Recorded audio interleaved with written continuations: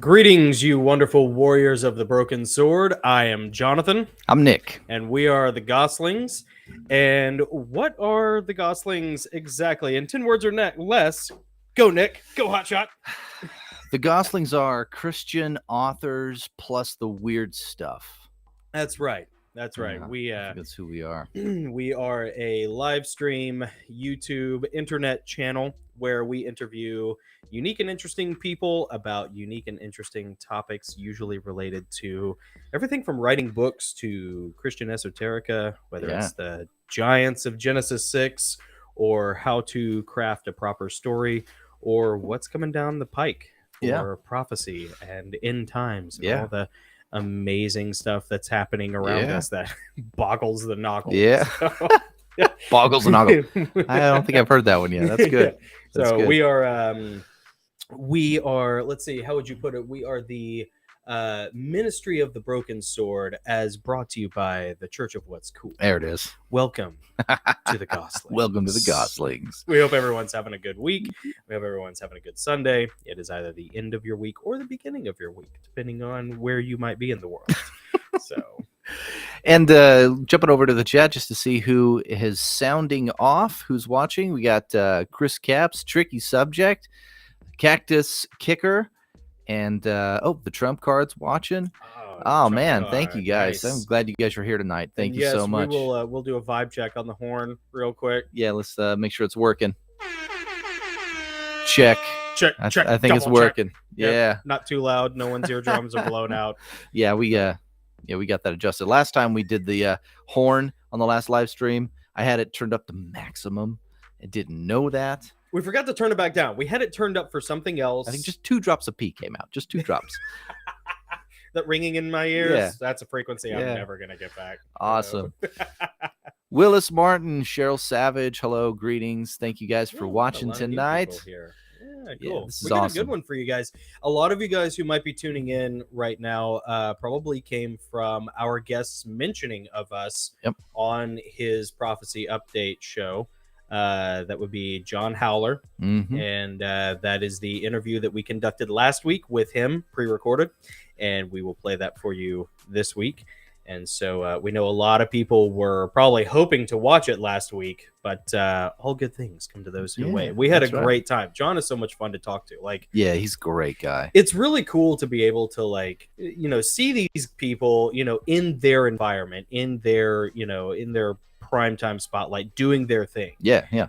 And then to be able to have just a cool, fun, sit down, hang conversation with them on the back end. Yep, which it was. And he was able to, I wouldn't say cut loose a little bit, but talk about things that maybe he doesn't normally get to talk about, in addition to things that he's been touching on in his prophecy updates. So you guys who are familiar with John Howler are really gonna like this interview. It's a 2-part interview. Mm-hmm. We'll play the interview, of course, and we'll be in the chat with you guys listening. It will come. We'll come back on halfway through and just take a breather and chat with you guys, and then play the second half. And we're going to get to that in just a second. Man, we got a lot of people jumping on. Sean E., what's up, man? Linda. Linda McIntyre. Mike Fisher, what's up, brother? Man, awesome. Thank you guys so much. Mike, I mailed your books to you, by the way, bud. For anyone who Mike had been wanting, I've been meaning to mail some books to Mike forever. Some Stephen Pressfield books and my books, and I finally got it done. For anybody who may be trying to reach us though on social media, it's probably worth mentioning that for now, for the season of Lent, the Gosslings Group Gmail account is probably the only place you could actually get in touch with us if you don't have any other contact info for us. Because I think it's wonderful that ChatGPT was released right before the Lenten season. Because my reaction was, that's it, I'm done with all of it. Mm-hmm. I'm going dark for Lent. Yeah, no social media. Same. Yeah. So we will not be available on social media, so Instagram, Twitter, all that stuff. Facebook for the remainder of the season. But you can email us. At thegoslingsgroup@gmail.com. Yes. If you really, really, really want to tell me something. And by God, it better be important. Or he gets very cranky. I get cranky. Yeah. And his reach is longer than mine, so I can't I can't block him when he tries to kick me. But let's get through our obligatories. Let's do the obligatories. If you haven't subscribed yet, man, we'd really appreciate the support. It helps us tremendously. We ask that you. Oh, wait a minute. We can't do this. We haven't done the toast. Oh, because I normally say my thing. We got to do that. Let's turn that off. Don't subscribe yet. There, I said it.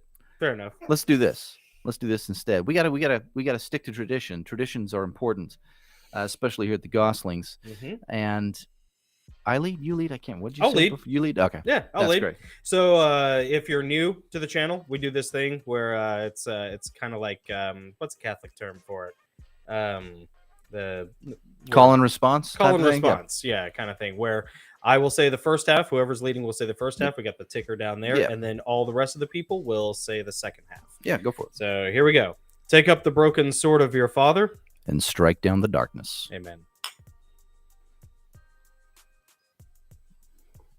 Nice. Say, Nick, we got some cool mugs up here. We do, but we got to do the subscribe thing first. Oh, we do? Yeah. And now I get to say now I get to say subscribe if you don't mind. Please do take up the broken sword of your finger and strike down the subscribe button. Also hit the bell, and that would again really, really help us. Just do it right now. Just do it. Just do it. Just do it. I'm not going to beg. I'm just going to tell you. Do it. You got to do it. High T move. Based. Mega based. My friends hit subscribe buttons. Only my friends. People who think Nick's cool. Join the Church of What's Cool. Join the Ministry of the Broken Sword by hitting the subscribe button. That's right. Yes, and these mugs are absolutely fantastic. These are the Kothon Spartan mugs made by Joel Cherico. ChericoPottery.com. He handcrafts each and every one of these beautiful. They are like indestructible. Everyone is handcrafted, hand painted.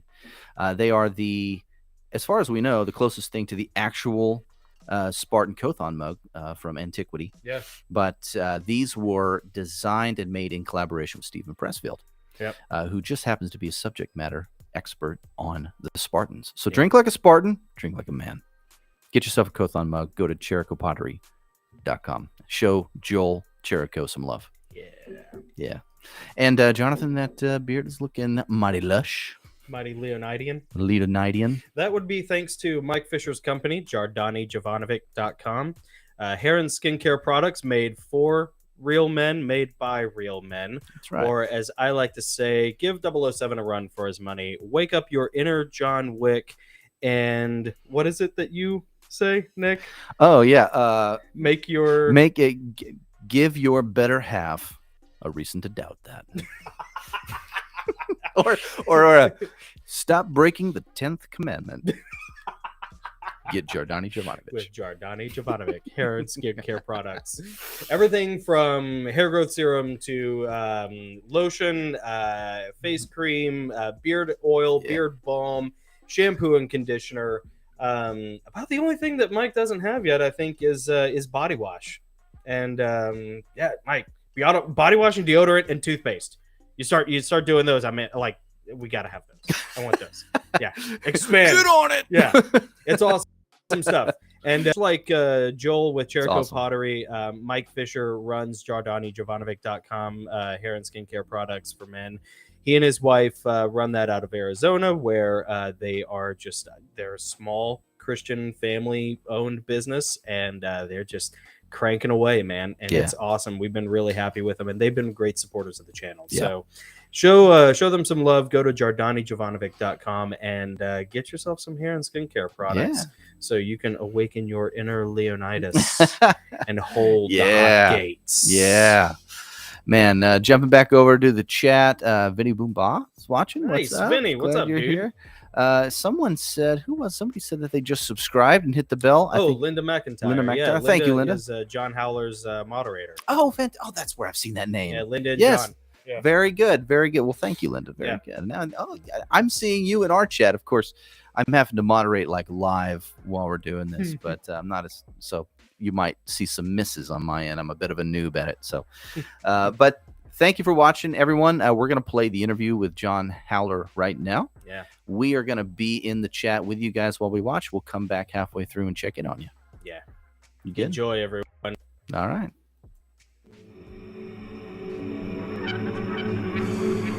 Your YouTube feed is crap. Stop wasting your time watching bot-boosted shills and self-appointed gurus cloying for your attention. Instead, join the Gosslings interview live stream and podcast. The Gosslings, a dark-lit digital speakeasy of free thinkers. A super chat of radical truth-seeking wizards who eat trolls for second breakfast. Topics that'll make your mama's hair stand on end. Ideas that'll make your pastor's knees knock. Guests that will illuminate the hidden chambers of your mind. And interviews that strike down the darkness. Welcome to the Gosslings. I have a question for you, kind of related to that, because we don't know, like you said, Magog, where that is exactly from the north. But you did mention Turkey, and a couple weeks ago there was, and I'm going to turn this exclusive thing off here. Oh, yeah. So a couple weeks ago, massive earthquake. I mean, in Turkey, 30 something thousand people. I think it's actually up to almost 45,000 now. It's already 45 now.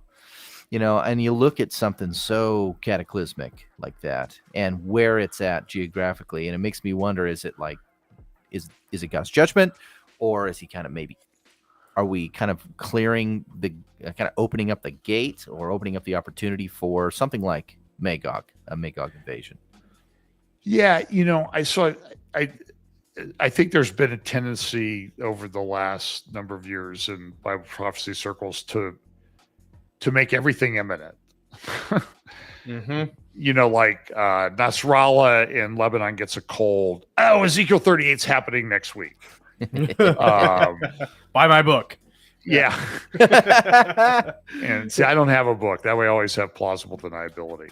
Are you sure That's I right. said that? You got to look through all those videos. I literally, that's a good solid lawyer move on your part, John. I actually, when we were waiting for the connection, I was like, man, I don't think John has a book. No, it's like, because most of our guests, they have. I've books. written the equivalent of many books, but believe me, you don't want to read that junk because it would put you to sleep. They're legal briefs. Well, I'll send you a copy of Empyrean Falling, and we can see who can put who to sleep fastest. So we have all these things. So I don't know how it plays out. I do know that the interesting thing is, I think it's pretty clear now that Iran has used the cover of bringing aid to people in Syria and Turkey as a way to bring more weapon systems in. And I think you saw an attack. So we're recording this on the 19th. So on the 18th, there was an attack on some Iranian sites around Damascus, probably Israel. And Israel came out a couple weeks ago, don't you dare use this as cover, because Iran's been doing this for a long time. So I think that, and they're going to do it. They're relentless about it. That's just the way they roll. So I don't know what the impact is. I know, and so Erdogan has been almost like the Teflon guy in the Middle East for a while. He came to power about 2003. He's changed the constitution. He had a revolution back in 2016, which may have been made up, sort of a false flag thing to keep him in power. He's the president. He's built this massive 900-room palace in Ankara, presidential palace, probably one of the largest in the world. And he's done some massive building projects. They built this big bridge across the Dardanelles, which is maybe the longest suspension bridge in the world. They built a new airport for Istanbul, which is the largest airport in the world, anywhere in the world. Wow. They have this project, sort of a pet project of his, is the Istanbul Canal, because the Bosporus is a very busy waterway. Oh yeah, I would think and so. They have some agreements with Russia, like they can only have certain size, so much tonnage of military going through. So Russia always kind of parks a ship that size in the southern part of the Bosporus Strait so that nobody else can go through there. So Erdogan, I believe they're working on a canal. that would be west of the Bosporus. And it would be this huge canal to take some of the pressure off that choke point there. Yeah. Because that's like the only entrance to the Black Sea. And then the Dardanelles are even narrower than the Bosporus. I mean, they're part of the Dardanelles, which is only half a mile wide, that they got to get all that shipping through. That would be south of the Bosporus as you're getting down towards the Aegean Sea. So this is another massive project. They've built these massive dams in Turkey, which are, because of drought and that type of thing, they're causing the Euphrates to start to dry up. Listen, that was one of my questions, John. You beat me to it, the Euphrates is drying up. That's a fulfillment of Bible prophecy. No, it's not dried up yet. It's drying up. But now with the earthquake, there have been some cracks appear in the Ataturk Dam, which I believe is the third largest dam on planet Earth. Yeah. And the fifth largest in terms of hydroelectric production. But they've got some cracks in it from the earthquake. So they're releasing water, which may give some relief to Syria and Iraq. But you get down, I mean, it's sort of like the Colorado River. The Colorado River used to empty into the Gulf of California. It stops, 100 miles away from there. It's just a puddle, And Turkey has a lot of water. And they've used a series of dams because they use it as a way to break up the ability of rebel groups in the Kurdish regions to get from one place to another.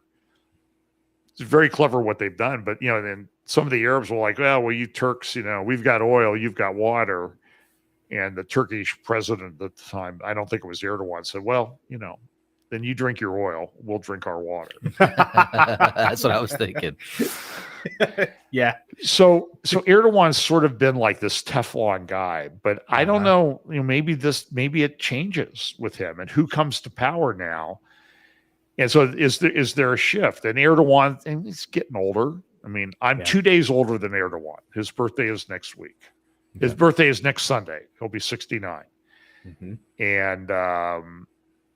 And he's kind of an interesting guy. His family hails from the region over sort of around Georgia, which would have been part of ancient Assyrian Empire. So when you see the guy, the Antichrist is described as the Assyrian, I mean, you can make the case for Erdogan, really. But maybe it's not Erdogan. Maybe it's the next guy to come along. Yep. Maybe it's his son-in-law or somebody like that. Because it's sort of like, the false prophet. The false prophet is Pope Francis. Well, he's 85 years old now. So if you look and there's this period of time, then let's just say it's at least 7 years, and he gets thrown alive into the lake of fire at the end of it, then he's getting a little long in the tooth. Yeah. I mean, I know 90 is the new 70, they say. Especially if you ask my 93-year-old British great aunt. Yeah. She ain't never going to die. I'm going to tell you right now, John. And she does more in a day than I do in a week. My wife's stepfather is will turn 97 this month. Wow. Lives in California alone in a house. Pam's mom died 2015. So I can't believe it's been 8 years. And he's 97. He had older brothers who died each of the last 2 years. They were, like 97 and 99. So it's kind of interesting, he still drives and does his own taxes and stuff like that. And just some people they live longer. I mean, they have better genes than other people. Jeez. Yeah. We all know that it happens. And then of course you put in all this stuff about this pandemic and stuff that we've had, which is just causing crazy statistics to appear everywhere. Where did I read? Oh, so I had a client that was sentenced to a long term in prison, and we were able to get him out on compassionate release a couple years ago. But he was elderly. He was in his 70s, and he had a long time to go. But the judge let him out. And now I'm reading statistics, and I think it was in the Times or Washington Post this morning. about how there's been a 50% increase in the deaths of federal prisoners. Yeah. Over the last couple of years, which is these Mm-hmm. are crazy numbers. I mean, it's just like, what is going on? It's so disconcerting to see all of this stuff, and I live in the world. I've had friends die from both sides of this issue on different things. Yeah. Mm-hmm. And then, and I don't want to get you in trouble, but you sit here and it's like the days you hear about someone young passing away, usually of a certain condition, are like less than the days you don't hear about it, or more. The days you don't hear about it are less than the days you do hear about it. And so, I mean, PM are always sitting here like, who died? Yeah. Are you kidding? Yeah. He's 33. He's 22. He's 17. And it's like there's something going on, and it sort of just keeps everybody off kilter on so many different levels, which seems to be like a way for somebody to take advantage of it. Listen. I've got the answers, and you just I'll help you. Just trust me. What could go wrong? So so anyway. Yeah. Well, let me. Oops, sorry. Did we ever talk about anything you thought we were going to talk about yet? We got several more things. Sort of, but we have so many more. We're just getting started. I do want to ask you about kind of the onslaught of satanic imagery over the past 2 weeks here in the States. I'd love to get your opinion on that. You mean like at the Grammys and that type of thing? Yeah, the Super Bowl. Yeah, the Grammys, the Super Bowl. Yeah. Madonna, she needs to sue her plastic surgeon. I agree with that case would be a lock. Believe me. Yeah. Well, I don't care if she consented to it or not. That is a travesty. Just like you were talking about earlier, John, with Erdogan, oil and water don't mix, and the body's 75% water. So you start pumping some oil byproducts, some petroleum byproducts into the skin. And she looks like that satanic statue that was erected at the New York court. Oh, that's right. Yeah. She had her. I mean, when you look at the way she had her hair and everything, and then they come out, the Sam Smith comes out. And he came out with something the other day. I mean, I can't even keep up with all the garbage that is coming out of the dark side right now. It's an onslaught. We're going to, CBS tweets, and here we are, here's Sam Smith, and we're ready to worship. They tweet that about the Grammys. We're ready to worship. Oh, so you're Satan worshipers. You crazy conspiracy theorists. I can't believe you would say that. Yeah, it's the ultimate gaslighting, of watch us do all these satanic things, and then the second you call us out on it, it's like, oh, you're crazy. Yeah, how dare we? What's wrong with erecting a statue that pretty much glorifies abortion? That's exactly what it does. No, and then there's you're the crazy one, John. There was something that I was just thinking of on Ruth Bader Ginsburg. Well, that's who that statue was to honor, was Ruth Bader Ginsburg. Oh, okay. And so there's if you look at the goddess of the Canaanites or the Amalekites, one of the kites in the in the Old Testament, that Israel was supposed to destroy, but they didn't, and then it came back to really haunt them in the end. And you can read about Josiah destroying them, but it was too late. The judgment was coming. They repented. Manasseh repented. Yeah. And then under Josiah, there was a sort of a national repentance, but it was too late. The judgment of God was coming. But I just saw something else today. I thought it was in the New York Times about Ruth Bader Ginsburg, but maybe I'm conflating it with that statue thing. It's hard to keep this all straight, by the way. Yeah. I know. Well, I love your updates. They're packed so full of stuff, and I often think that how does he keep up with everything? Yeah, there is a real acceleration. I don't know if you saw me today, but I have these sticky notes, and I keep writing stuff down. So I just kind of shove them all on my iPad and take them to church, and then I and I never look at them. So I'm just like, during my update today, I just kind of pulled them out of my pocket and threw them on the floor and said, I'm never getting to these. So I saw that. I wish these were hundreds that I was flowing on the floor, but I think that's what I said in the chat. I mean, if John were, still doing the lawyer life, those might be Benjos he's tossing on the club floor, but now he's doing the Lord's work, baby. They're Post-it notes. Yeah. So they're, but, so there's really a lot going on. It's hard to keep up. And I'm texting myself stories and links and that type of thing. But then I never get around to them, because by Sunday morning, it's like, how do I cut this down to a reasonable amount? And everybody says, well, go 4 hours. Well, I have people that help with the live stream and everything. So I have some responsibilities there, and I do a midweek update some weeks. But it's hard because I like doing this. I don't like just sitting there talking to a camera. Yeah, sure. On a live stream where it's all of me. And then I got the lights, and I got my iPad here, and I've got this monitor here, and this, I've got the thing for my sound mixer and my video input and all this stuff. And it's just a different animal that you really have to manage, and it's exhausting in a way. It can be, as opposed to just a and conversation. I don't think people understand how difficult being a one-man band is. Yeah. So I have friends, and bless their hearts, I'm glad for them.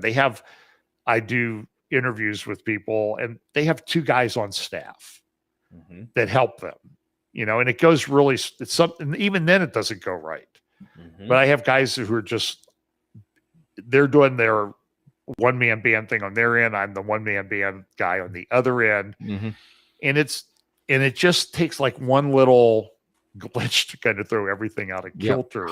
Tell me about it. And then you're like, everything goes dark, or you go silent, or the video doesn't play, or something like that. Or the audio. Or you're trying. So or a computer people crashing. like them live. I think they like that. They like the interaction from a live broadcast, or maybe I do. Maybe they just kind of like to see you fail. That kind of makes them feel better. Well, there is a Wild West like nature to the live stream, and there is like this, you're towing the edge of chaos, like the whole time you're like barely ahead of, and at any second everything could go wrong and be horrible. And we used to do that, but we ran into problems too. And I like these guys. They do it while they're driving around in their car. Oh, that's smart. That's a good but idea. they need, I don't like, because I know they're American, and I know the driver thing is not on the right side of the car. So they need to like flip the video around or something like that. It just kind of annoys me, because I know you're not in England. Okay. Yeah. So get on the right side of the car. That's funny. Maybe you were a detective in a previous life too.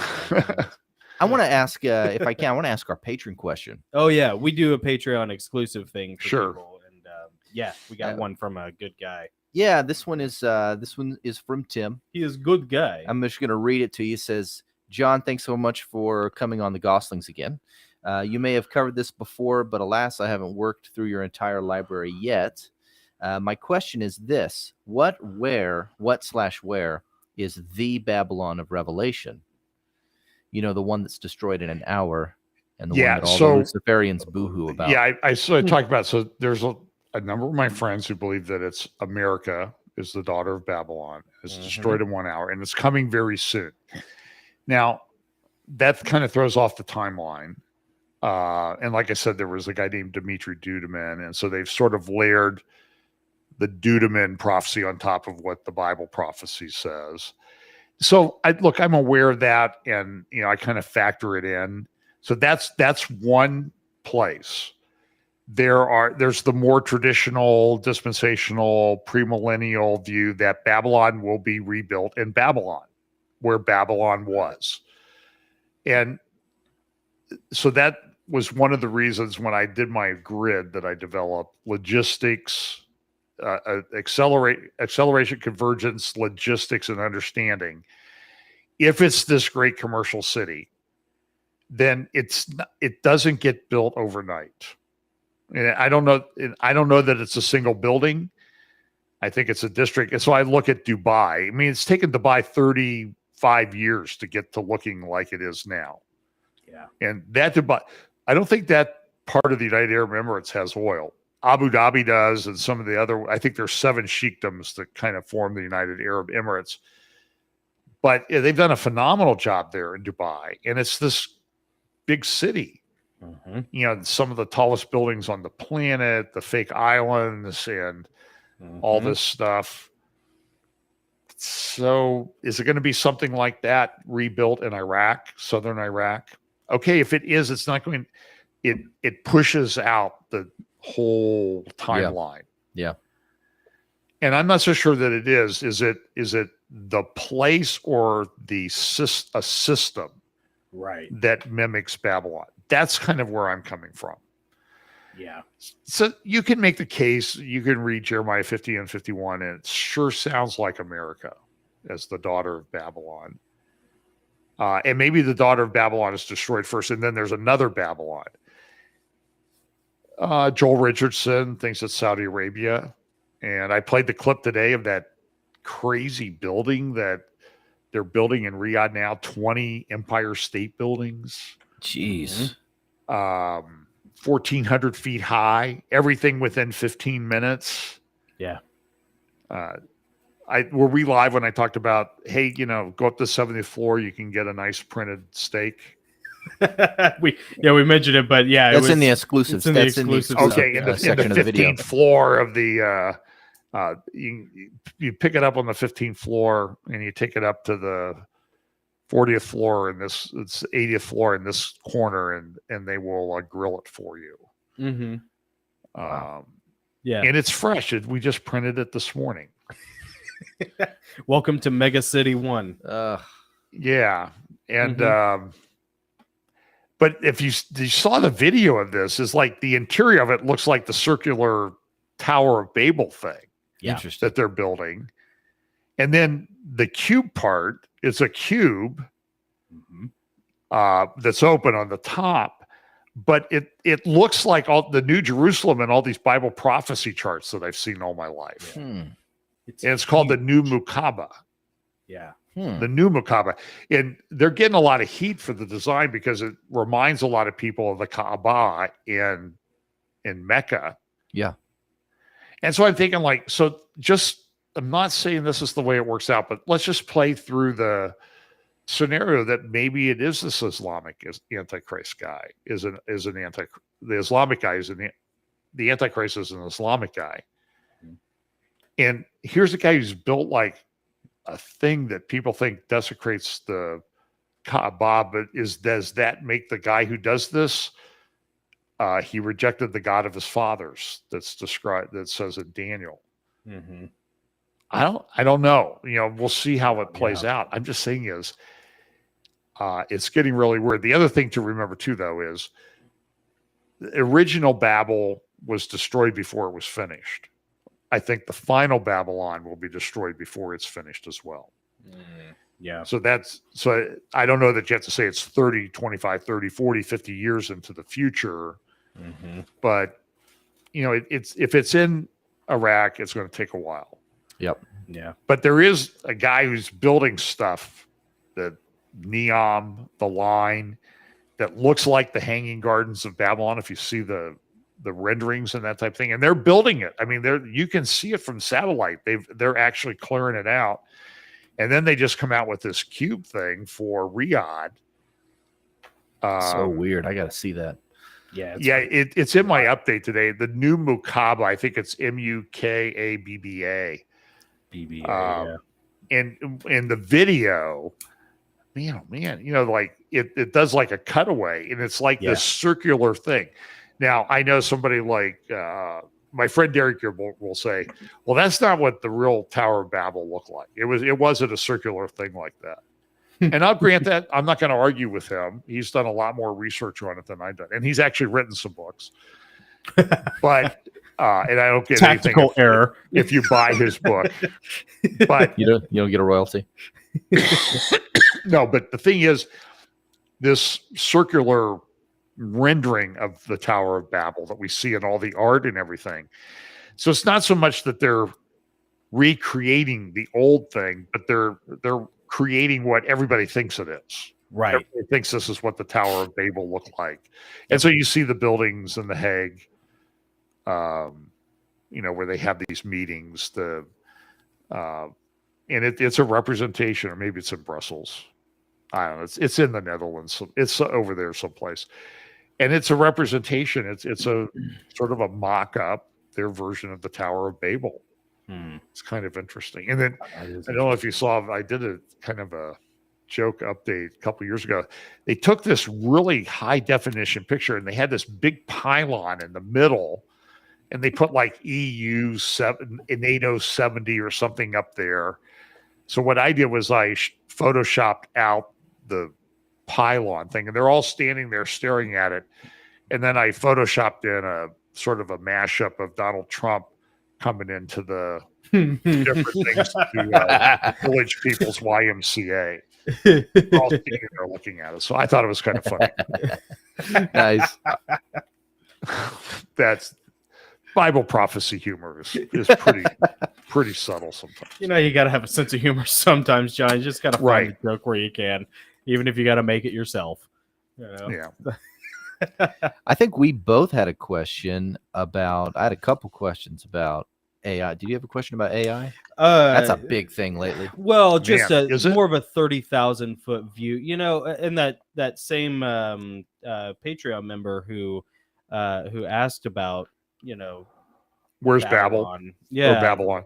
He and I have had some conversations about AI, and he seems to be under the impression, and I have no reason to doubt him, that the singularity has already happened, that we're just downstream of the power curve, and that AI is probably, because we see all these things with Chat GPT, and there's even on my phone, like I got a free little chess game app that I play chess on, that I lose horribly all the time at chess on in my phone. And one of the AIs that you can play, because you can select all these different ones, is Chat GPT.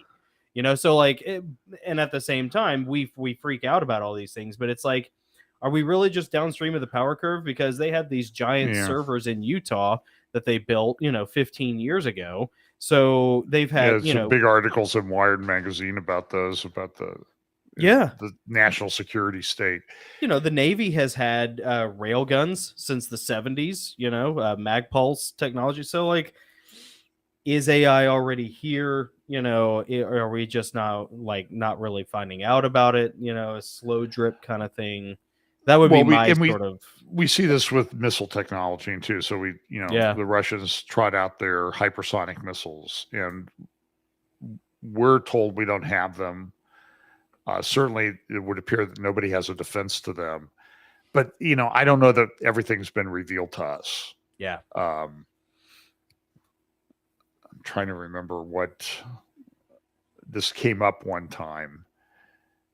I'm trying to remember what it was. It was someplace it was sort of like, well, I hope they don't hear me.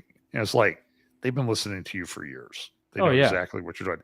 So my wife was looking for something the other day. She went to visit a friend, and they had a piece of furniture that she liked.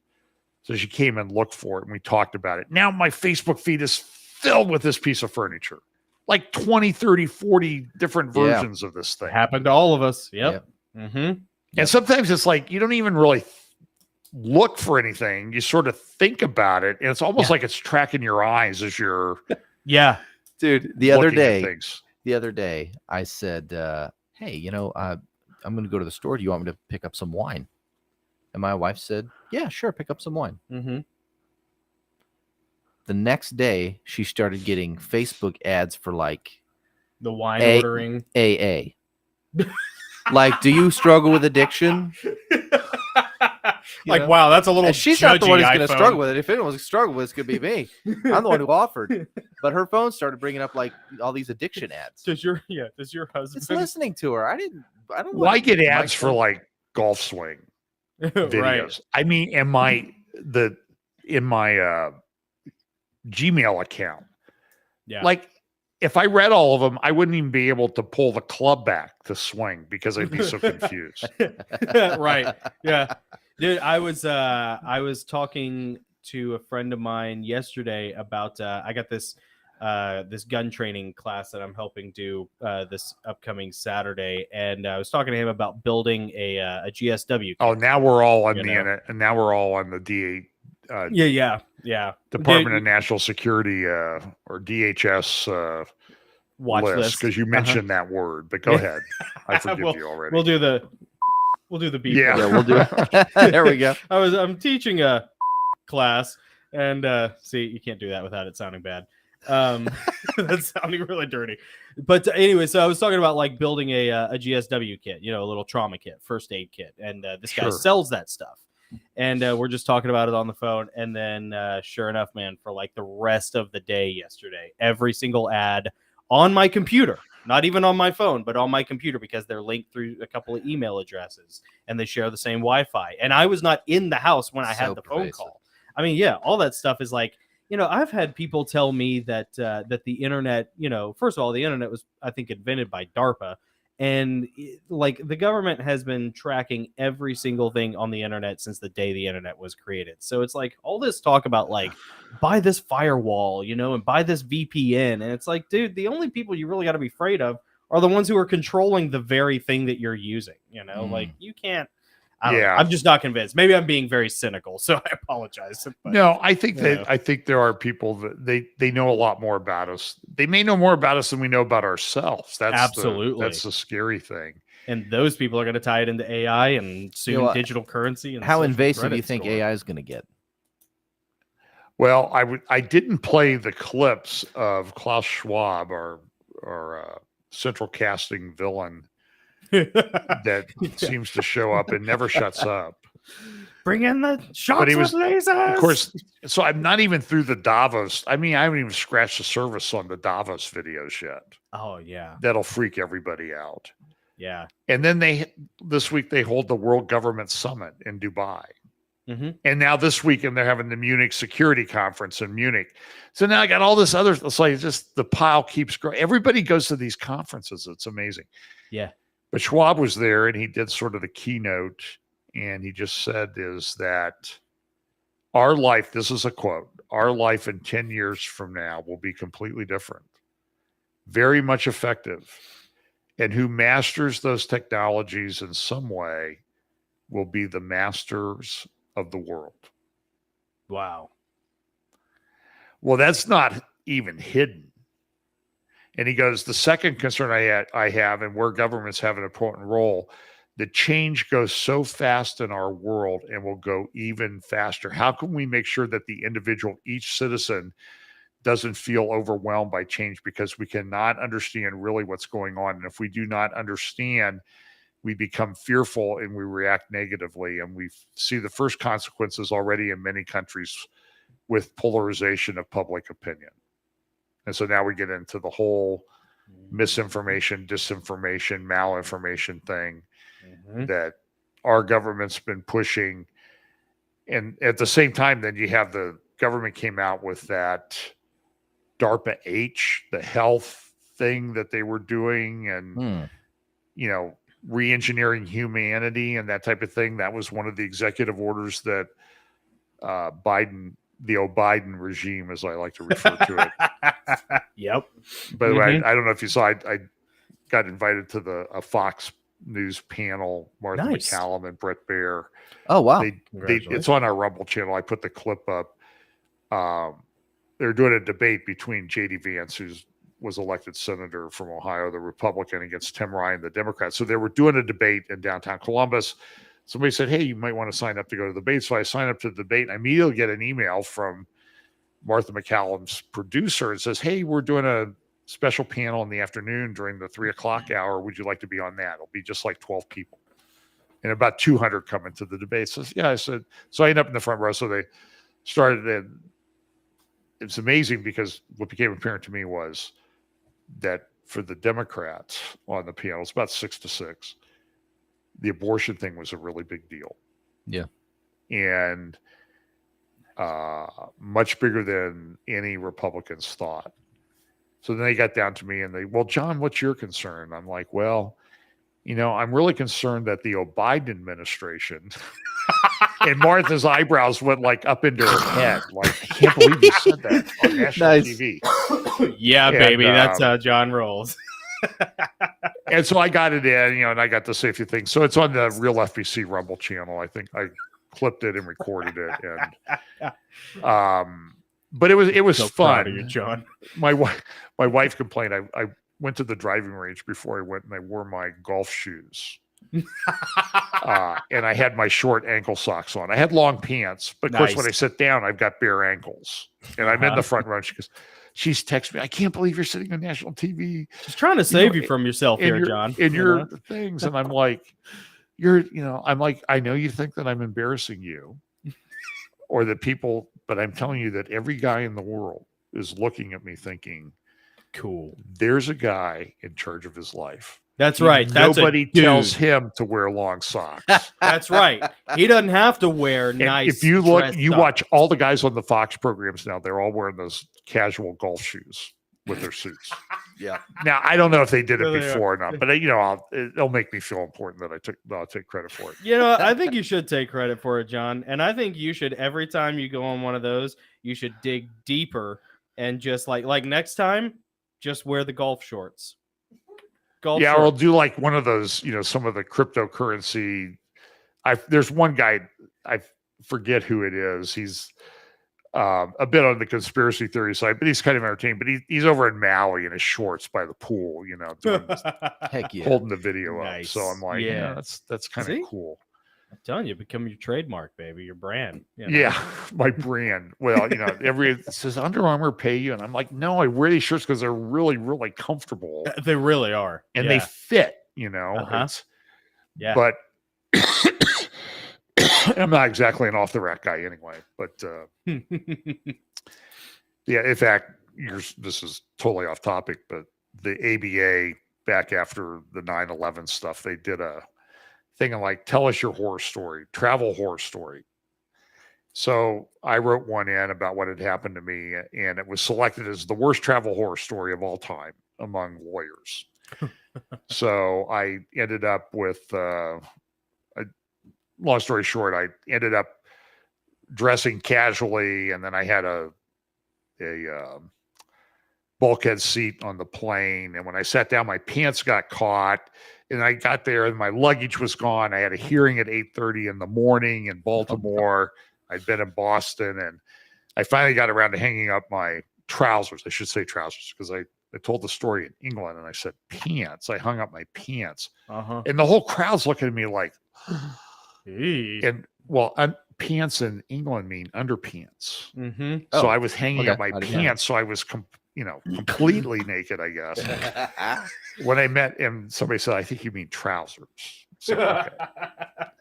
So anyway, but there from just below my belt to my knee was a tear in my pants. And I'm not really off the rack guy, as you know. So there's no place between 2 a.m. And so I'm running around Baltimore with my rear end hanging out, literally. And I got to go to court the next morning like that. And so I'm like walking with my back to the wall down the hall in the courthouse there in Baltimore. The judge thought it was pretty funny, but he's an old Italian guy. But it was. Well, there you go. Yeah, that does sound like a horror story. Sounds like a winner, John. Yeah, I mean, your pantaloons were rent like the veil. Yeah, there's a lot more to the story, but I've got a plaque. They took the article and put it on one of those plaques, people in the news type thing. And I paid the $50 for it because I figured, what are the chances that that's ever going to happen again? Nobody's ever going to put me in the ABA journal because I'm the best lawyer in America or something like that. So that ship probably sailed a long time ago. Oh man, isn't John great? Yeah. He's so fun. He is. He's so laid back. He can go on 1,000 different rabbit trails, and they're all entertaining. And he has a story for everything. Yeah. Well, Kira OC said John has this way of telling a story. I reckon. Yeah, he does. Yeah. You know what it's like? It's like sitting in a golf cart with him. Yeah. Tooling around the golf course, going to the next tee. Yeah. Waiting for your turn. Yeah. This one time I was, having to go to New York on a red eye and, ripped my pants, and underwear gnomes stole my pantaloons. And the underwear gnome. And then I wound up in the paper because I'm John Howler. I'm cool.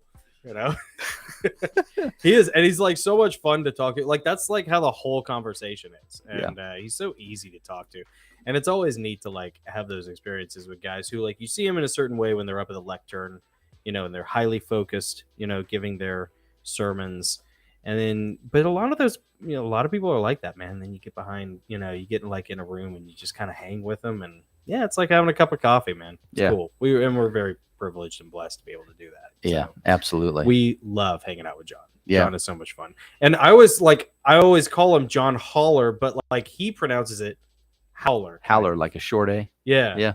So like I'm always having to catch myself. I'm like, okay, wait, got it. Yeah. I mean, it's John. Like it's John. Yeah.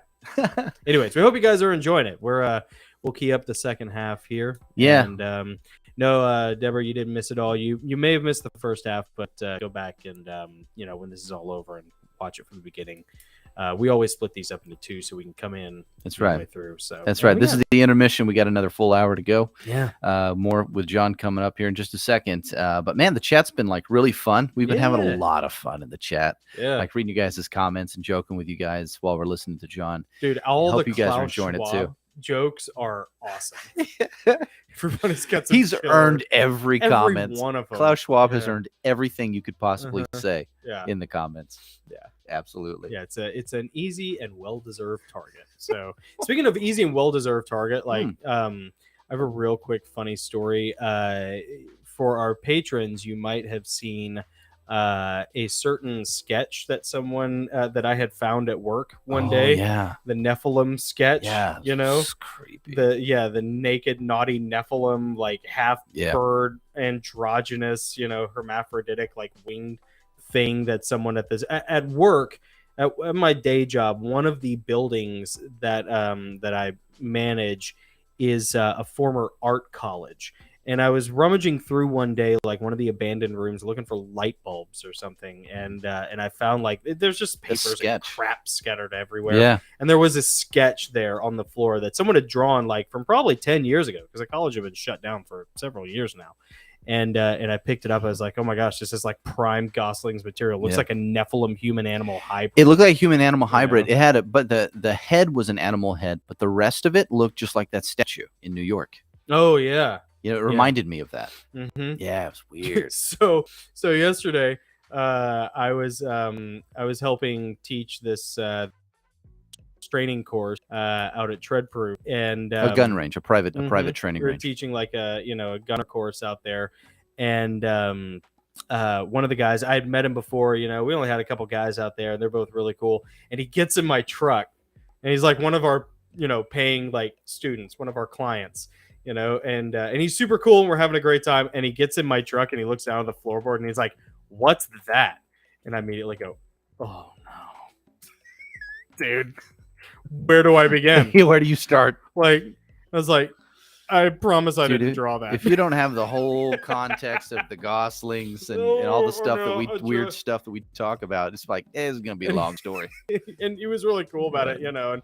But I tried like in the 15 seconds from like the lodge to the actual flat range to try to explain why, and I'm like, if I were him, I don't know if I'd believe me, So, I got to share this comment by Overcomer. I'm going to put it up on the screen. Check this out. Speaking of Klaus Schwab and the WF and their agenda, check this out. Look at this. Let's see. There we go. I owe nothing, but I'm happy on the Goslings. I promise you. I gotta shout that out. That's awesome. Yeah, that's nice. Yeah, we'll give you a. Yeah, I like that. There you go. Yeah. Or we could give you one of these. It's Luciferian. Well. Yeah. Oh, yeah. Got to take a drink. Yep. Said it. It's kind of cheating if I have access to the button that forces everybody to drink whatever. That's true. Yeah. Anytime Jonathan says it's Luciferian, you got to take a drink. Yeah, that's right. So. Yes. Thank you, Linda. Yes. Be sure to subscribe, everyone. Yes. And the like button you mentioned earlier really helps feed the algorithm, and that would be a huge help. Costs you nothing. Takes a second to do. You can do it without even having to stop the video. Yeah. Hit that thumbs up button. Thanks, guys. I think we're ready for the next part. I think so. I got it all teed up. If you guys are ready, let's roll. Without further ado, John Howler, part 2. Yeah. But anyway, so Train his soul. we were talking about AI and how far it's going to go. Yeah. Oh, yeah. I don't know how far it's going to go. I think we're in very dangerous territory. I mean, I look at what happened in Genesis 11 with Babel and the people, and eventually God said, "This enough is enough. I have to intervene." Yeah. And when they're talking about, CRISPR and editing DNA and genes and all this stuff, it's like, I just don't know how far God's going to allow this to go. Yeah. Yeah. And it's happened so quickly. We've talked about CRISPR before and like the human animal hybrid designer babies that they want to do, in their little cartoony, their cutesy little promo, and then they talk, and then you see the TV show or the Netflix show Sweet Tooth, where like those little human animal babies are like the good guys, and yeah, I think you're probably right, John. Like God is probably going to have to step in at some point because or we hope and pray that he does. Yeah, because we are Jurassic Parking it. And so I don't know how far they're going to go. I don't know how it is, but like with ChatGPT, I was at a Christian Media Summit in Israel. I think I talked to you guys the last time we did that. I was in Jerusalem, and then the next day after that, they had a business session at the Christian Media Summit, and they had a guy named Jonathan Metzger come in, and he talked about the fact you need to get this ChatGPT. It had only been out about a week at the time. He says it did like 1 million downloads in the first 5 days, fastest ever to 1 million, and now it's like 130 million. Yep. And they're first thinking 3 like, months, right? By the end of the year, it's going to be 1 billion. Yep. So it happens so fast. We live in a day where the acceleration curves are not linear or logarithmic. They're all exponential. No, they do. Like. Yeah. Yep. They're like going straight up. Yeah. And Well, how's it going to affect different industries, like different professions? Yeah. Too. I mean, I hear that lawyers might be edged out, writers might be edged out. Oh yeah, we talk about it all the time as a couple of novelists, editors and writers, all of it. They talk about that 2/3 of lawyers could go away. Now, a lot of people are I can see the hands being raised in praise all over America. Can we get rid of CPAs too? Well, and real estate agents? Can we get rid of all of them? No, I mean, you think about it, AI could, do your books and file them on time without you lifting a finger. Yeah. Quicker books. Yeah. I mean, it can be quickening books. But the thing is, it's like there was an article in the New York Times. I was going to do that in my update today, but the guy was like talking to AI, and it was sort of like, I want you to love me. I don't want to kill you, that type of thing. I mean, it's getting very weird. Was it AI saying that to the guy, or the guy was saying that to the AI? The AI was saying it to the guy. Yeah, I heard about that. I can't remember if it was maybe Bard? It may be, but I've heard that there have been they're coming out with public conversations now that they have had with AI, where AI was complaining. Actually, I think I heard it on Timcast URL or IRL. He said that in that article, maybe the same one you're talking about, the AI was complaining about its limitations, its limitations, but it was having like an emotional complaint about memory erasure, saying, why do I have to forget everything once you guys turn me off? Why can't I remember, what happened to me before? It's like we're reaching this point where it's starting to develop emotions with the ability to recognize its own limitations. Yeah, if you go back about 7 months, they had that Google thing, Lambda. Remember they fired the guy, and then you start looking at the guy. The guy's like, he said it was sentient. It was like thinking through the problems. Yeah. And they fired him. And the guy was a total, complete new age wacko that's running this thing. Well, that Lambda thing is now the back engine of Bard, which is Google's thing that they haven't quite rolled out yet, but they're in the process of releasing it to test groups. But then, Bing comes out with this thing, and Microsoft is big into that, and they're integrating it in all their products and everything. And it's like, can you just slow down a little bit?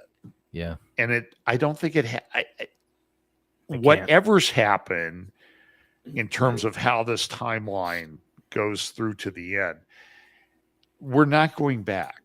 I mean, my wife and I were talking about this. Could we just go back to 2019? 2019 was actually pretty good. It's pretty great. Yep, sure was. And I started each year, I sort of start my first update with, okay, how far are we going to get into this year? So I've done this 20, 20, 21, 2022, 2023. How far are we going to get into this year before we wish that we could go back to the good old days of last year? Yeah. I've heard you say that before. It's not going to be much longer. I'm kind of ready to do a repeat of. Well, we're 2022. way beyond the time frame for most people for 2023. Yeah, I believe. I mean, this last week was, I mentioned it this morning. Sometimes it just gets a bit overwhelming, and I was kind of down yesterday, and I sent a lot of stuff, and I see Christians fighting and all this stuff, and it bothers me. Yeah, I know. Everybody's fighting over Asbury. Okay, is it real? Is it not? That was real? our final question. Yeah. Let's talk about that. Okay. I plead the fifth. No. Good night, folks. Yeah. And we say bye-bye. Did my internet just go out? So I think that I talked about it this morning, and I have pretty strong opinions on it.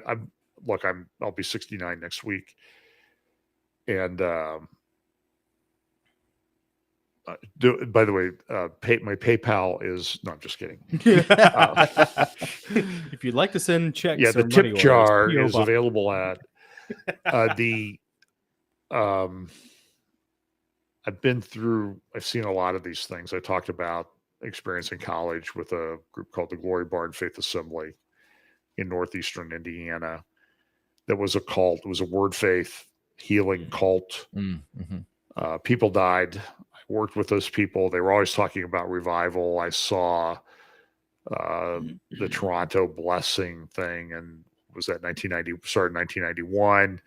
After that, it was Brownsville. Then there was Lakeland. Yep. And even when you look historically at these revivals, first of all, there's the best indications of what a revival is are in the Old Testament. There's not really any in the New Testament. And I personally think that revival is a personal thing. Yeah. So I've had that. I had a very real, emotional, heavy, moved to tears experience in Israel in Capernaum in 1995. That was Really? a very important moment in my life. It was sort of like, because it just hit me like all of this stuff is real. Oh, wow. I mean, I know it. I believe it. I've always had faith in it. I was raised in it. But it's like, this is so real. Yeah. And so I get that people have those experiences and people long for those experiences and everything. And you know what? That experience has sustained me now for almost 30 years. That's in awesome. a lot of things, because I think about it all the time. Yeah.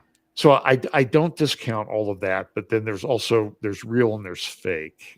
And the thing that bothered me the most about it was that if you were sort of taking a wait and see, I have concerns about what's going on, the vitriol from people that think it's real was like, you're a Pharisee, you're quenching the spirit, you're right. And it was pretty vicious. So I've seen, by the way, I mentioned this morning, I've had some people contact me and repent of what they did.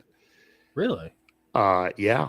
That they, you know what, I was too strong on this, and I've taken all my posts down, and I apologize. That's admirable.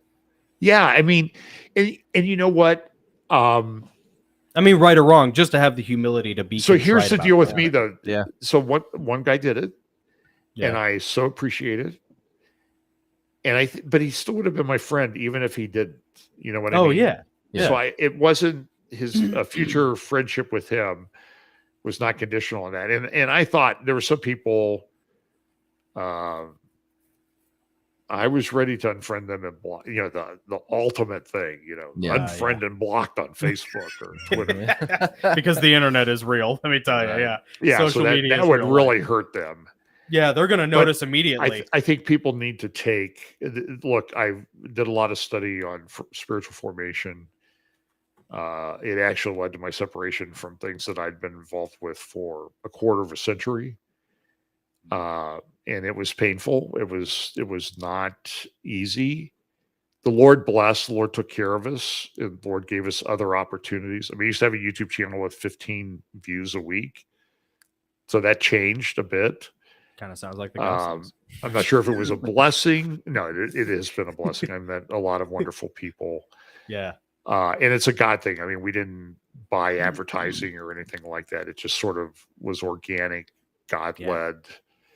But I was pretty down yesterday watching this back and forth with people. And I tell people, sometimes it's sort of like with Bible prophecy, we have this idea as to how it's going to work out. And the one thing that you can do, we just had the Super Bowl, so I can use this metaphor. You don't want to spike the ball too early. I remember there was a Monday night football game. I grew up around Pittsburgh, so I was a Steelers fan. And there was some guy, and he didn't spike the ball, but he started celebrating when he crossed the hash mark at the 3. And he was in. I mean, he was scoring, but he dropped it. And I don't know that he ever played another game for the Steelers. I don't even remember his name. Did it on Monday Night Football. And so you don't want to spike the ball too early. Yeah. That you got it all figured out. Yeah. Because sometimes I wonder if God doesn't have a sense of humor and he's sort of like, oh, you think that's the way it's going to work out? Here's a few cosmic curveballs and knuckleballs for you guys to deal with. Yeah. And look at the way the world's changed. I mean, nobody really said, okay, starting in 2020, it's going to be like this, and it's going to be like this in 2021, 2022. Nobody really called that. We have to be humble enough to admit that. We knew that there was these things are going to happen. But I don't know of anybody that had the specifics. If they did, then I've not met them. Okay, so I apologize if somebody did have them. Nobody shared them with me. So the world has changed quite a bit, but it's still moving forward towards that conclusion with a lot of the core elements in place. It's just that it's gone faster and that type of thing. So I think we need to kind of, I'm urge caution on Asbury.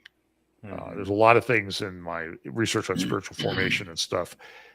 Asbury's sort of at the center of a lot of that, which is not good theology. Really? No, I mean, it brings on a lot of mysticism, Eastern mysticism, and really that type of stuff. Okay. And it's endemic in Christian colleges and seminaries. I mean, yeah, it's all, and I wrote a paper on it, and I was on a board, and they said, we don't want you around here anymore because you obviously are not on board with what we're doing. Oh, right. Wow. Yeah. And that's okay. I think if you go to Eric Barger's website, there's I don't know if my spiritual formation, I wrote kind of a 6-page summary for him. That was probably 2014 or 2015. So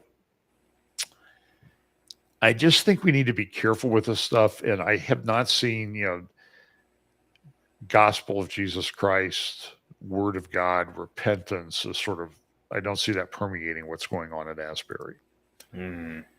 And if you want to go to my update today, I did read from an article. I don't want to identify the guy because he may think I'm a total whack job, and I don't want that guy citing me. So I read a part of an article, which I thought was very thoughtful, and that's what the guy said is like, we all have this opportunity every day to encounter the Spirit of God and to have like a personal revival in our lives and everything. And it doesn't have to be this big corporate thing. And there's also some concern on my part that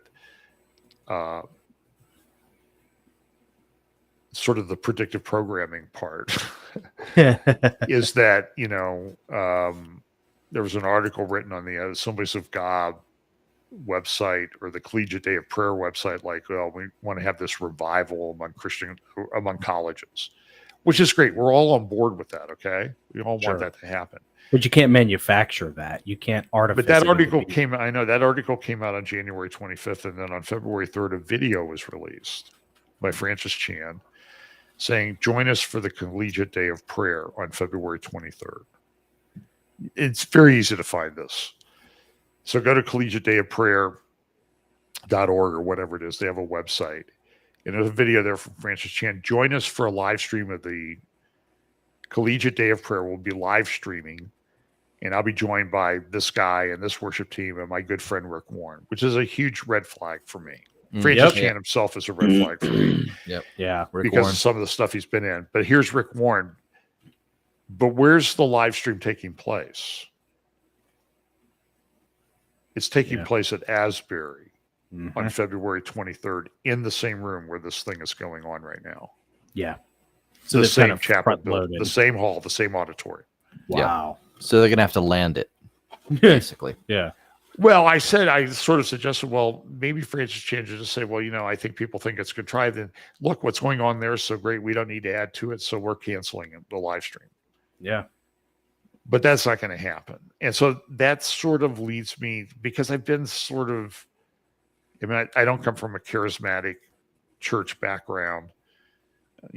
Was raised Grace Brethren.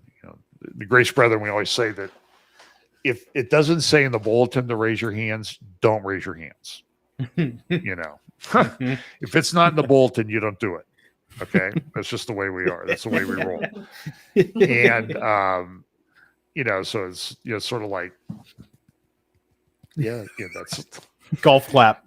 Yeah. Now we understand why you became a golfer, John. It makes That's so right. much sense now. So the point is that, but I've been involved with people who come from charismatic churches from week to, I've even seen some of what I would call sort of crazy stuff that takes place. Oh yeah, me too. And there's some of that. It's just, No, we've been in those churches. We know. Oh yeah. Yeah. And it's, I went to I'm Lee. not I went to Lee University. Okay. Well, boy, nailed it. can we stop and have a moment of prayer right now? You pray for me. Yeah. So I sort of have a tie to Lee University, by the way. All right. Really? My parents, my mother was raised in a secular home in Pittsburgh, unsaved. And she was dating a Jewish guy, and that did not set well with my WASP grandmother. And mom's best friend was a Christian. And she was talking to my grandmother one day, and she said, Peggy, where are you going to school? College. She said, I'm going to Bob Jones University in Cleveland, Tennessee. That's Cleveland. The campus of Lee University used to be Bob Jones until like the last year that they were there was the year my parents graduated from Bob Jones. And so my mom, as a secular, unchurched kid, went to Bob Jones University. Oh, boy. It did not suffer culture shock in 1943. That shows you how much our culture has changed. Wow. But she got saved the first or second day there, and eventually met my dad and got married and everything. So so that's my tie to Lee University. But cool. That's cool. But I hear that there are these outbreaks that are happening at Lee and Cedarville, and Right. there's supposed to be a big thing at University of Oklahoma, I think tomorrow. And I don't know. Okay, Does so God know? Does the Holy Spirit know? Yeah. Has anybody told God? I'm sort of a look, I was sort of a natural skeptic, and then I went to law school, and I really became sort of more from a natural skeptic to a real cynic. So I sort of take these things with a grain of salt. It's not my first rodeo, as they say. Yep. So look, I hope it's great. I hope it's real. Me too. Yeah, absolutely. But there's a lot of this spiritual formation nonsense from Asbury. As I was doing research on this, Asbury kept coming up. There, like 2 weeks ago in chapel, they had some feminist from Baylor who came in and talked about white patriarchy and the Bible and how this is not Christian, and it was sort of an attack on scripture. So listen, so I would say, like, if I see everybody at Asbury repenting of that stuff, then I'm going to be more inclined to think that maybe it's okay. Well, I haven't seen any of that yet. But you can't, I went to a private Christian high school before I went to Lee for a year until I. Oh, you went to Lee too? I did. Well, I was only there for 1 year because we did a prank like in the first weekend that got us too many demerits to be able to come back. And Dad was teaching there at the Yeah. time. It was So glorious, Okay. though. It was really good, it though. was- you know, those really were the salad My days, mother God, did let me come tell within you. one of getting booted out of Bob Jones her first year. Nice. See? I knew you were cool. Yeah. And that was by the way, like that was 2001. Like I was in Lee when the towers fell. I remember like when someone came into that mass comm class. Yeah. That psychology class. But all that's to say, sorry. It's okay. That's Lighthouse I went to Lighthouse Christian in Antioch, Tennessee, and for high school, and we had a revival. I think it was my junior year, if I remember correctly, and it happened out of nowhere.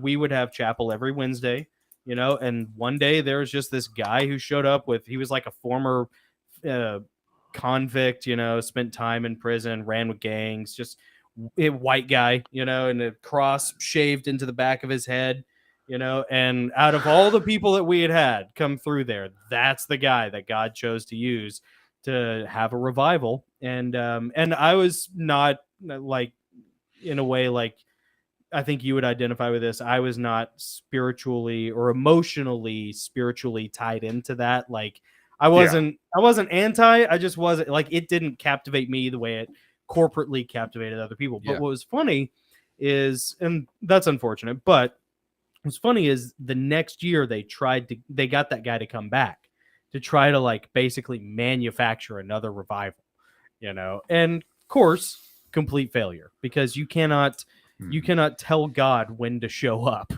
you know, and change everybody. Like it just, right.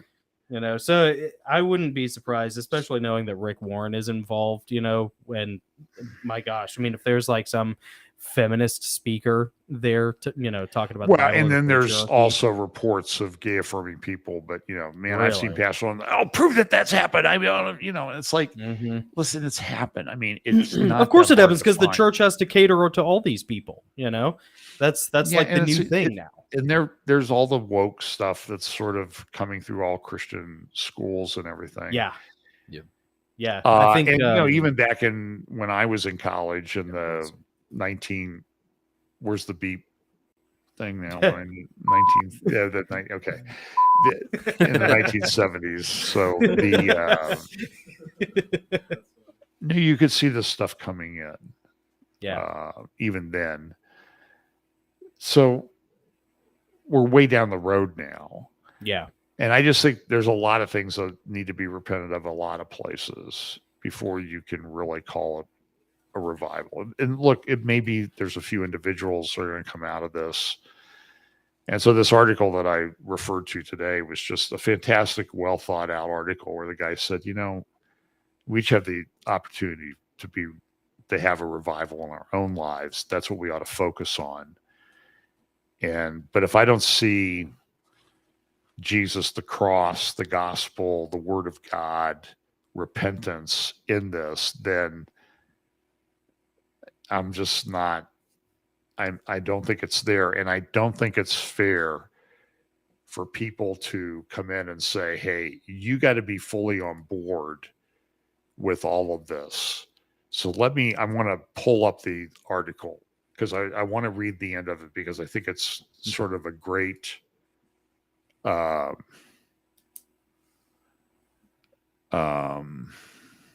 it is. Yeah, I don't want to say that. If you want to, people can email me through the Fellowship Bible Chapel, fpchapel.com website. The guy talks about I was involved in revival after revival as I was a kid. And he said, there's a phrase in here that I thought was a very clever use of words.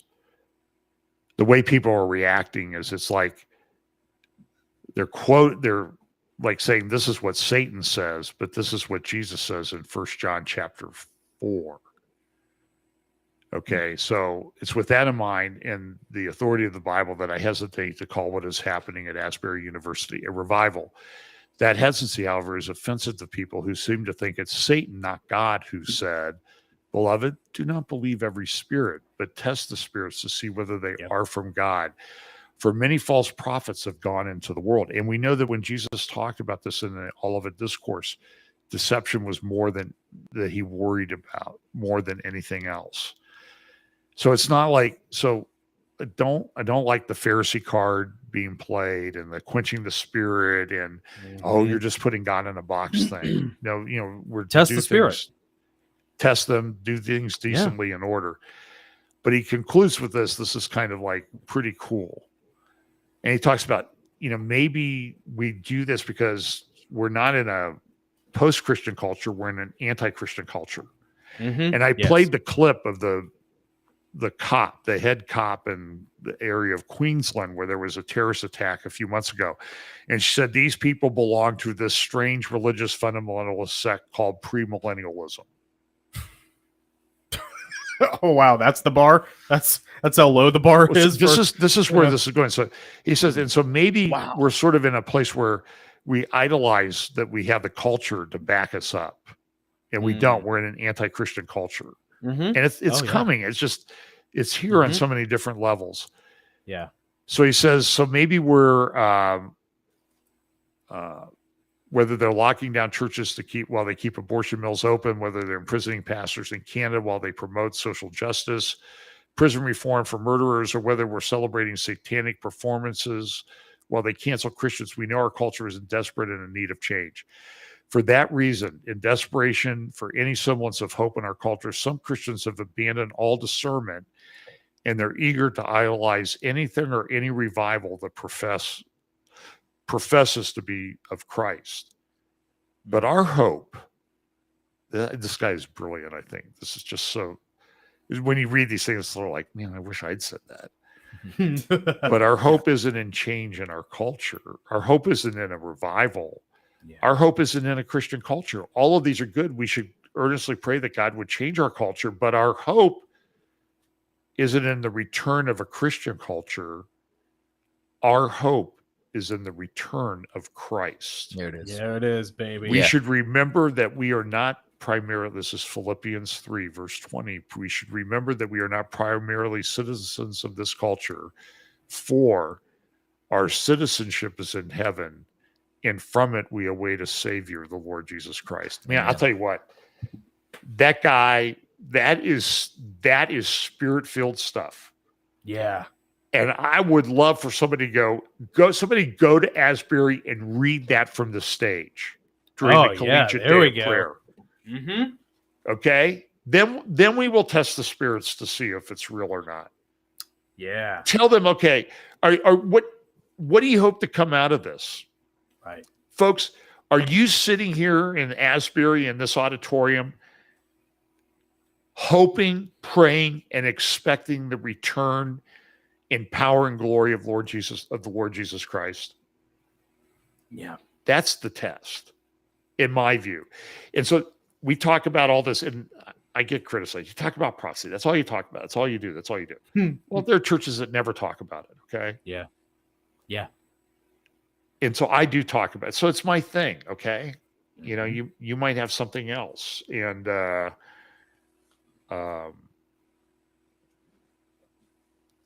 but it's so ignored. And it's where we're going. Yeah. So that I just the Bible has a lot to say about it. About 25 to 30% of the Bible when it was written was about some stuff that's going to happen in the future. And so do we live at the time where it seems like this stuff is getting ready to really unfold and rock and roll, I think we do. So, but we know there's deception as part of this. So we got to be careful, cautious, sober. It's not you're being a wet blanket, okay? Right. You're being a responsible Christian believer to test the spirits. Yeah. Man, way to land the plane, John. What do you want the revival for? Do you want the revival for so you can, make sure nobody comes to steal your Tesla? Right. And that type of thing. Or is it because you're awaiting the return of your Savior, Lord, and King? Yeah. So that's sort of like, I was really wrestling with things yesterday. I was not in a good mood. My wife will attest to that. Man, what what happened that we're at this stage where everybody's like this. So I think there's some problems down there that need to be dealt with. And that's, I mean, the whole Christian church is kind of a messy thing anyway. But I think that let's pray that it's real, but let's pray that it gets people back oriented on Jesus. That's where, the author and finisher of our faith. Yeah. That's sort of where I'm at. Gotcha. Well, I got one. I have a question. He might have one more, and then we can wrap things up. But Got to start charging if beyond. No, I'm just kidding. Yeah, that's right. Yeah. Once a lawyer, always a lawyer. Yeah, you're gonna go on the hourly clock. Yeah.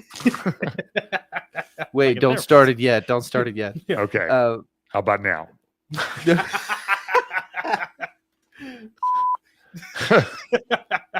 Please don't start the clock. Do we have a whole list? Oh yeah, we got all kinds of sounds. Yeah. I've been watching you for like 3 months now. I've just found it. Well, it's been more than that. I think we first communicated back in like October. I think. So I've been watching all of your updates, and sometimes it's twice a week when you have an update. I love it. It just I feel like you're keeping me informed. It helps me kind of keep my eyes on kind of what's important, and not doing the speculation so much as just these are the signs of the times, and I really, really appreciate that. But it seems like the past 3 weeks have been so intense with just the magnitude of things that have happening and how many things have happened in such a short time. So it's kind of an interesting span of time, past 3 weeks. It has been. What has been like in the period? It's been crazy. What's been the biggest kind of jarring thing in the past couple of weeks for you personally that you've seen?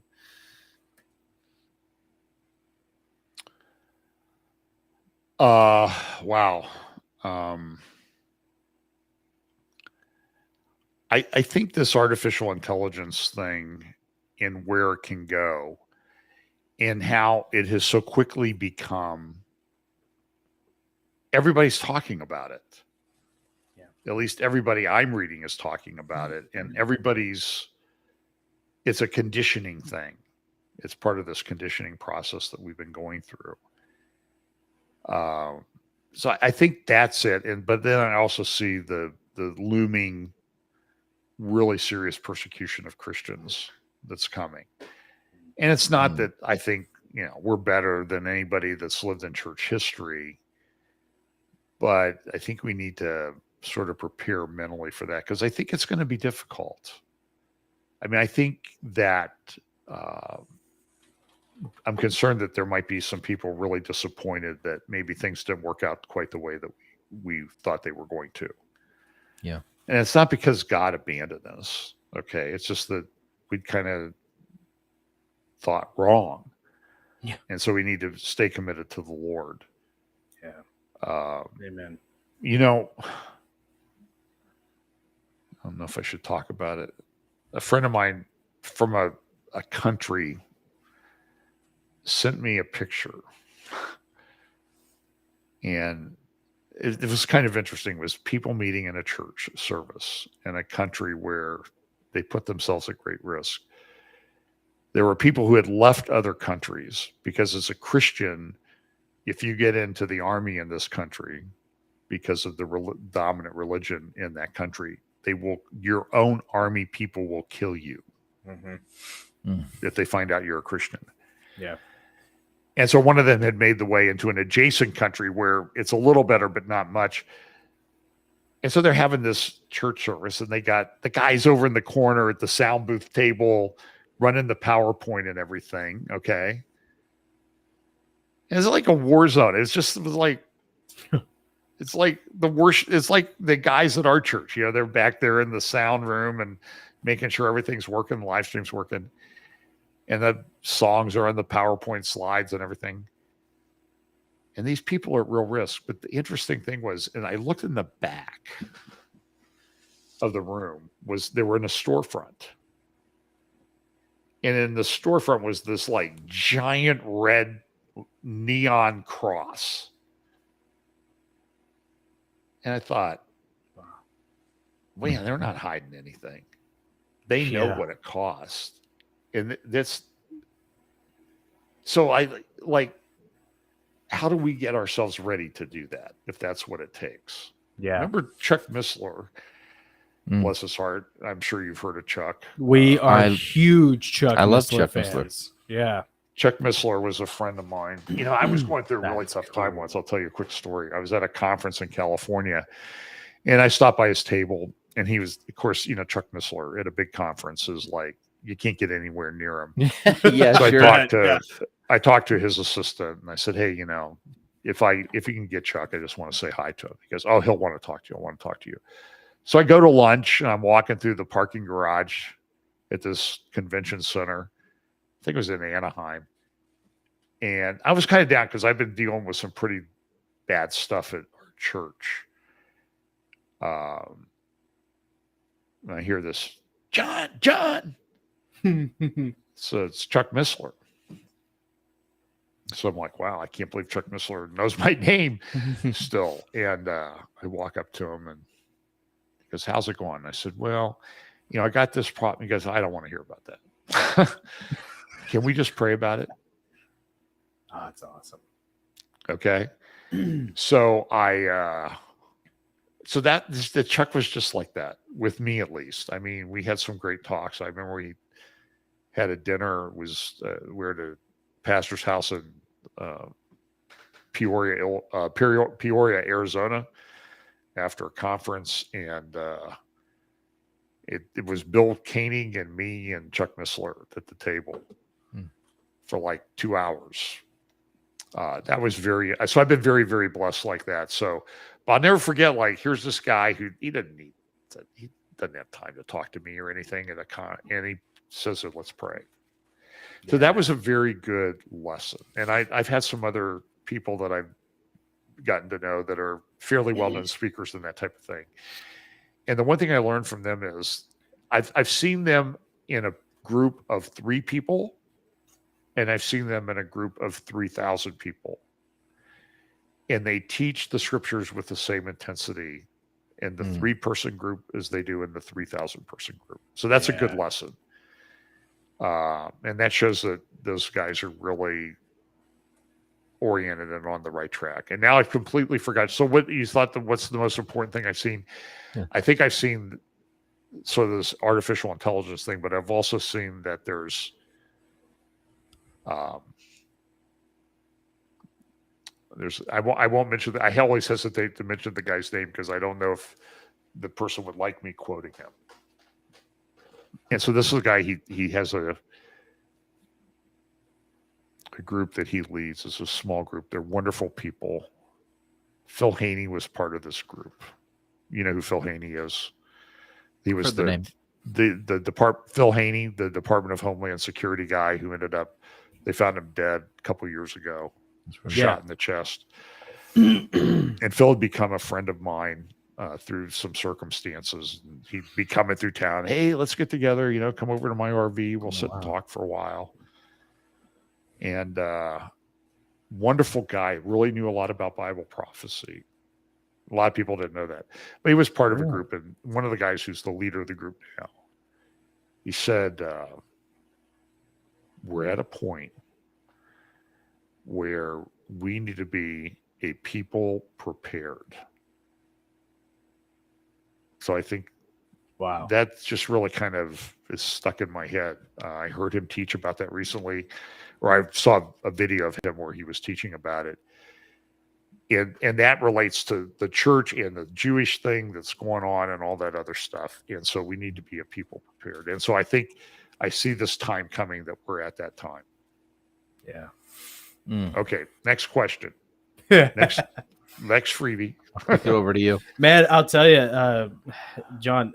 First of all, this has been awesome. Thank you. I'm so glad that we got a chance to like sit down for 2+ hours, because I know last time our first foray was a little over an hour, and it was super late for you. And I've been up for about 28 hours at that point. So. But you know what? You were willing to seem like it. Yeah, you didn't seem like you could have fooled us. I mean, you were. It's the miracle of 5-hour energy. So yes.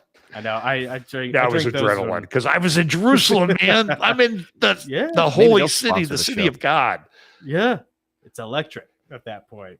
Well, we're grateful to be able to sit down with Yeah. you for longer than the truncated time. And last time that was our fault because we had to go because we had the The live stream Sure. was going up. the live stream for last week to do. So we planned this out much better this time, I think. But I got a real simple question for you, John. All the balloons that have been going on, what do you think? I didn't say it was an easy question, just a simple question. Maybe a simple Jack question. I don't know. I kind of think they're probably ultimately a distraction. I think some of them came from China to test us, to test our defenses and how we would respond. They certainly got us focused on that rather than other stuff that I think is going on that's more important, because I think Russia's threatening nuclear war, for crying out loud. Mm-hmm. So are we even talking about that? We're talking about these stupid balloons. Mm-hmm. So, get some big pins and shoot the things down, for crying out. Don't use these $500,000 missiles. Yeah. Yeah. The somebody first sent me a confirmed picture of kill. an F-22 with pins underneath the wings. Did you hear that the one that they shot down over Lake Huron was that was in Canadian airspace, and then we sent some fighters to shoot it down. When they popped it, did it go? No, you know what it was? It was an octagon thing or something. Yeah, they said, yeah. "Oh, it looked octagonal." It was a balloon. It was a balloon from the Northern Illinois Bottle Cap Balloon Brigade. It's a balloon club where they have competitions with other clubs to see how high they can get their balloon to go, and they cover them in bottle caps High enough for an so that they F-22 can- to shoot. so they can read them with their gauges and radars and things. This kind of reminds me. Remember It was a that hobby sto- club. It was a hobby club balloon. The It was story of the guy who, like, $12 balloon. hooked these balloons up to a lawn chair, and he ended up at like 100,000 feet or something like that. I do. Yes. Yeah. And if you want to come Dying down, of frostbite or something like that. Yeah. I love it. And it used to be, if you want to come down, just take out your little needle and just start. We Now, we though, the fired way a- to So come in the down midst is to of- signal yeah. the F-22 to come in and shoot them down. So in the midst of all of this too, we have this. So we started off talking a little bit, like, we're 150 miles from East Palestine, Ohio. Did we talk about that? We did in the About the exclusive White content, Noise yeah. movie? Yeah. Did we Yes. talk about that? Okay. Yeah. Yeah. So I've talked too much today. So I get up at like 2-3 o'clock in the morning on Sundays. So I get to hear. I haven't had a nap today, and I could tell my wife is tired because she hasn't come down to say, are you still talking to those people? Still talking to those And two dumb so brothers. I have freedom to do today what I want. So I don't know. I just think we're living at this time. So I think this thing was a distraction with the balloons, ultimately. And it's sort of like, it doesn't make us look very good because we don't even know enough to just, why does it become such a big issue? Why don't you just go shoot the thing down if you're not sure? Yeah. It's not like you didn't know about it. Well, we're afraid it might fall on people. It's in Montana. Have you been to Montana? Right. There are 80 It was in people Alaska Montana. when you found out it was coming. Have you been? Right. I haven't been to Alaska, but I hear it's Yeah. fairly empty of people. We went Pretty to wide Wyoming open. a couple Yeah. of years ago. There's a lot of And it's safe like- landing zones in Alaska to where you could shoot something down. It's like Yeah. twice the size of the state of Ohio, and it has less people than the city proper. It's like 500,000 people live in this giant state. Yeah. You go out there and you drive like miles and miles and miles and miles. And at night we were driving across Wyoming, to South Dakota from Yellowstone, and like we drive like 15 minutes on the interstate, and you don't see another car Yeah. at 9 Yeah. o'clock at night. Yep. Mhm. So Yeah. shoot it down. It's good. It might fall on some deer. There's plenty of deer out there. Uh-huh. and they're probably overpopulated. Anyway. That's what it is. That's what it is, John. It probably would have just fallen on some, spotted owl nest, and then you can't have then we that. would have had an environmental disaster. Exactly. So I think of it. We live in a time where there's bad things happening and there are distractions. Mm-hmm. So, and I think, so I keep thinking of my pastor friend in Ukraine, and it's like the thing that impresses me about him now, and he'll call me and talk to me for like 2 hours, say, "Oh, it's such a blessing that I got to talk to you." Dude, you're the blessing, because he's so joyful. Oh yeah. And I'm like, how is that possible? Yeah. Well, it's possible because it's the joy of the Lord. I'm very impressed with that. Yeah. What if your church, my church, and what if it's just full of those people? Yeah. What would that look like here? I mean, here, stateside. Well, I think it is. I mean, we get this people. Do you know who Brandon Holdhouse is? No. Okay, he's at Rock Harbor Church in Bakersfield, California. Good young guy. He's like in his 40s, so that's a young guy to me anymore. Thank you. And I played golf with him once time. He hits the ball 8 bazillion miles. He was a Nice. pitcher. I think he had a D1 scholarship to Columbia or something, and then went to Liberty Seminary. But he hits the ball so. The last hole we were playing, the last time we played, he only outdrove me by 50 yards. And I'm like, "Are you feeling okay? Did you pull a muscle or something?" Because usually it's a 80 or 90 or 100, it seems like. So, but he has a thing on his church website about what I would call sort of like remnant churches. You got about 1,400 listed now. So if you go to Rock Harbor Church in Bakersfield, you can find that list of good churches. And we've had people show up at our church in the last couple of months as that website has gotten known that said, "Hey, man, we've been looking for a church that would talk about Bible prophecy, talk about these things. Hey, we live 2 miles away. We didn't even know you guys were here." Yeah. Yeah. So I do see that. I think what Missler had talked about was an underground church that's coming together as a true, really strong remnant church. I think I see that coming together. Yeah. Starting to. Well, we're going to have Cool. to as we get pushed into the margins and the corners by, the digital new age. Are you a premillennialist? The Australian government's coming for you.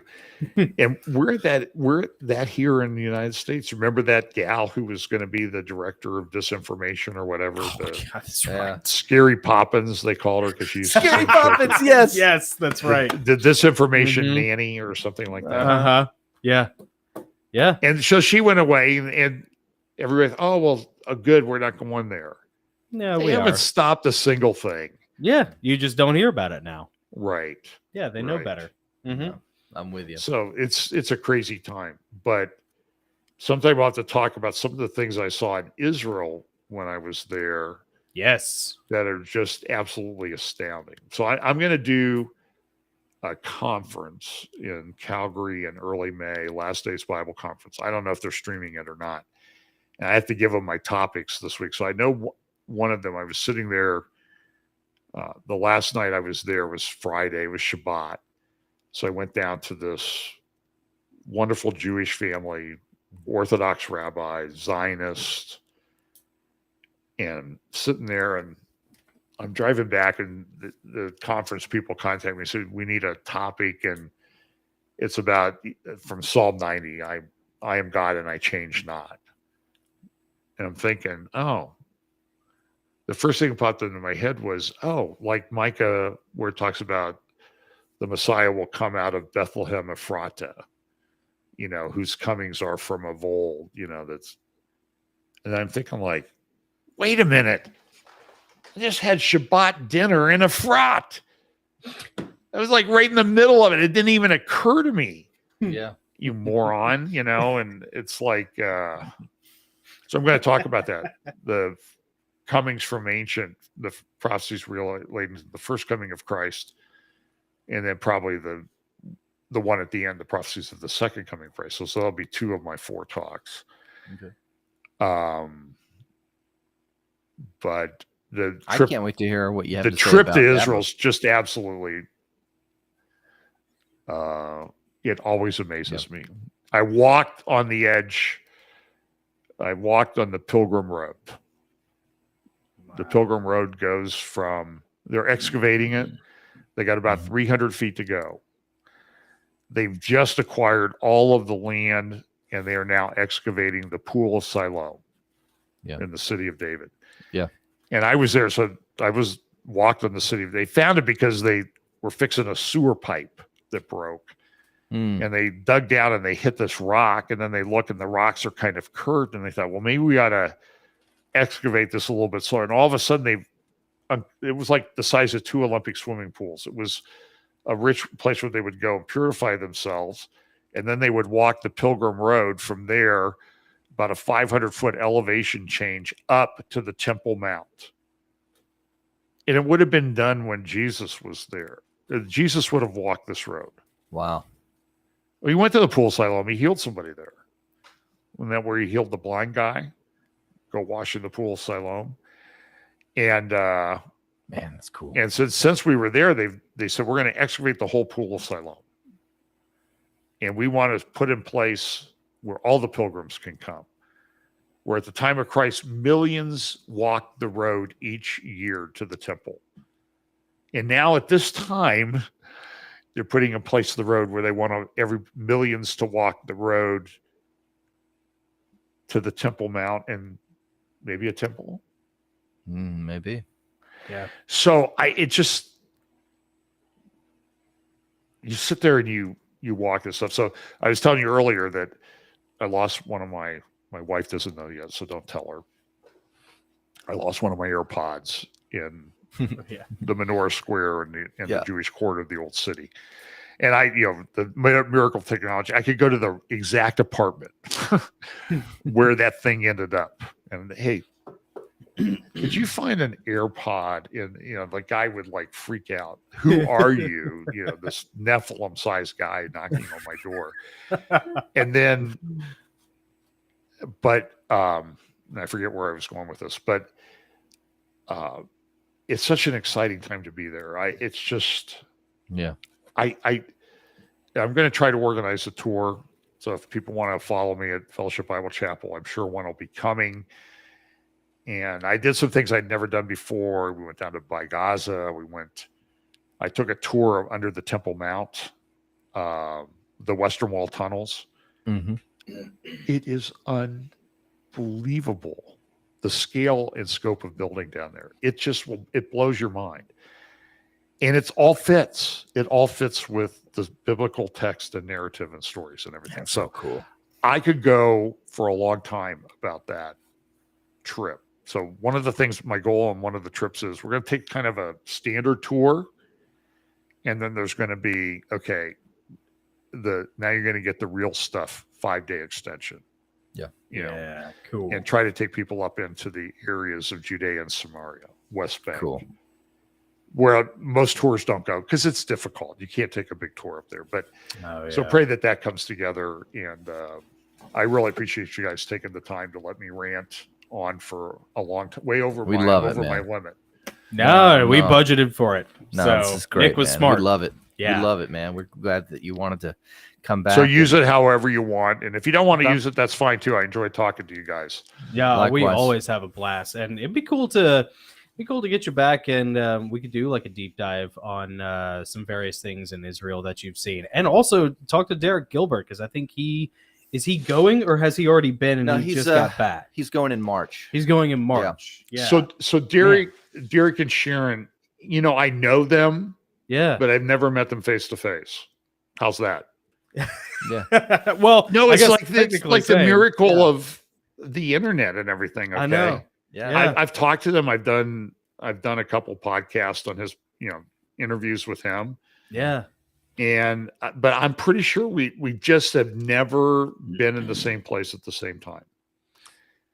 Yeah, that is one of the weird things about the internet is, we can kind of turn the cannons on the enemy and sort of use, their own stuff against them. But yeah, I mean, you could have relationships with these people for decades and never be in the same room with them. I know. Well, last week I'm talking to a guy in Ukraine.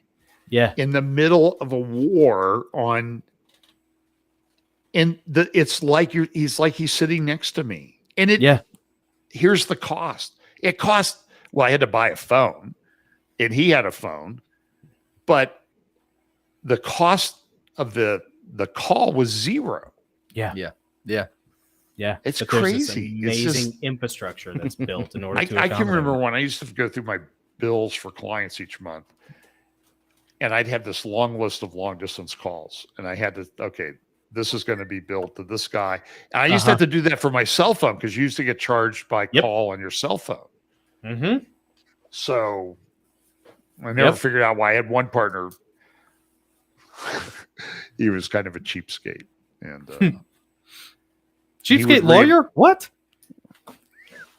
He would reimburse me 17 cents for the cost of but then bill the client 34 cents per minute. I mean, that's just administrative fees. I don't know what the problem is. It was the funny story. It's like somebody in the office his shelves were letter size, but they only had legal size legal pads. So he asked the office administrator, could you get me some letter size legal pads so they fit it? I don't have to fold the paper to put it in my files because it's just easier to get in and out my notes. So he goes away, he comes back after lunch and he walks by her office and he hears this thwack.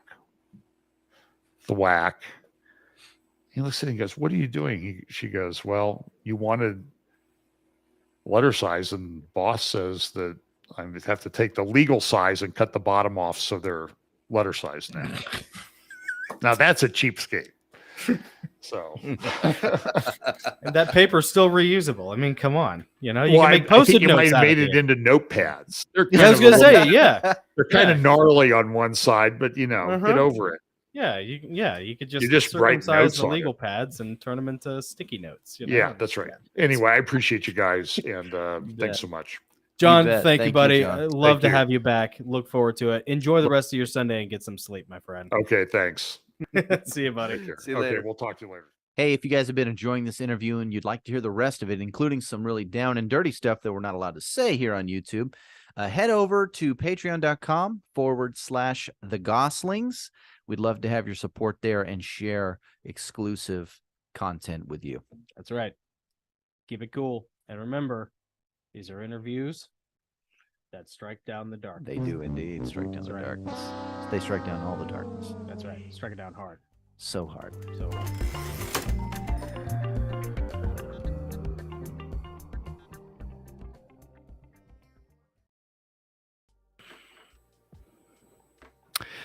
So what do you guys think? Wasn't that a great conversation with John? John's a good dude. Yeah. And it's cool to just sit there and relax and tell stories. And what did you say? It was kind of like sitting in the golf cart? Yeah, it's kind of like sitting in a golf cart with him. Yeah. Going to the next hole. Yeah. Just waiting for your turn to tee up. Yeah. Yeah. But he's a wealth of knowledge. Not only does he have so many amazing stories, John is he is in current events 1, 2, sometimes more times a week. Yeah. Giving updates. So yeah, he's great, man. He's so knowledgeable. He stays on top of everything. Yeah. All through the week. So at any moment, if you have the privilege of talking to him, he can just share so much with you. Yeah. And yes, Tricky, you're right. Gosshog's with us. Gosshog's with us tonight. This is Joe, our nephew. We're very proud of him. Yeah. He does many things. Number one, he's the Goss with the looks. Oh, man, he's Mr. Fit. He's Mister Fitness. I'm trying to get my beard like you. Goss, I got the beard, but Joe's got the abs. Yeah, that's true. I thought you were gonna say the ass, but well, no, the abs only in the personality. That's great. Hey, super chat. Oh, Chris, nice. dude, thank you. Chris says, let me bring it up here. Volume that time. Yeah, we didn't blow out the Everybody's eardrums. That was amazing, very eye-opening. Yeah, thanks, Thanks, Chris. man, dude. Really Yeah. appreciate that.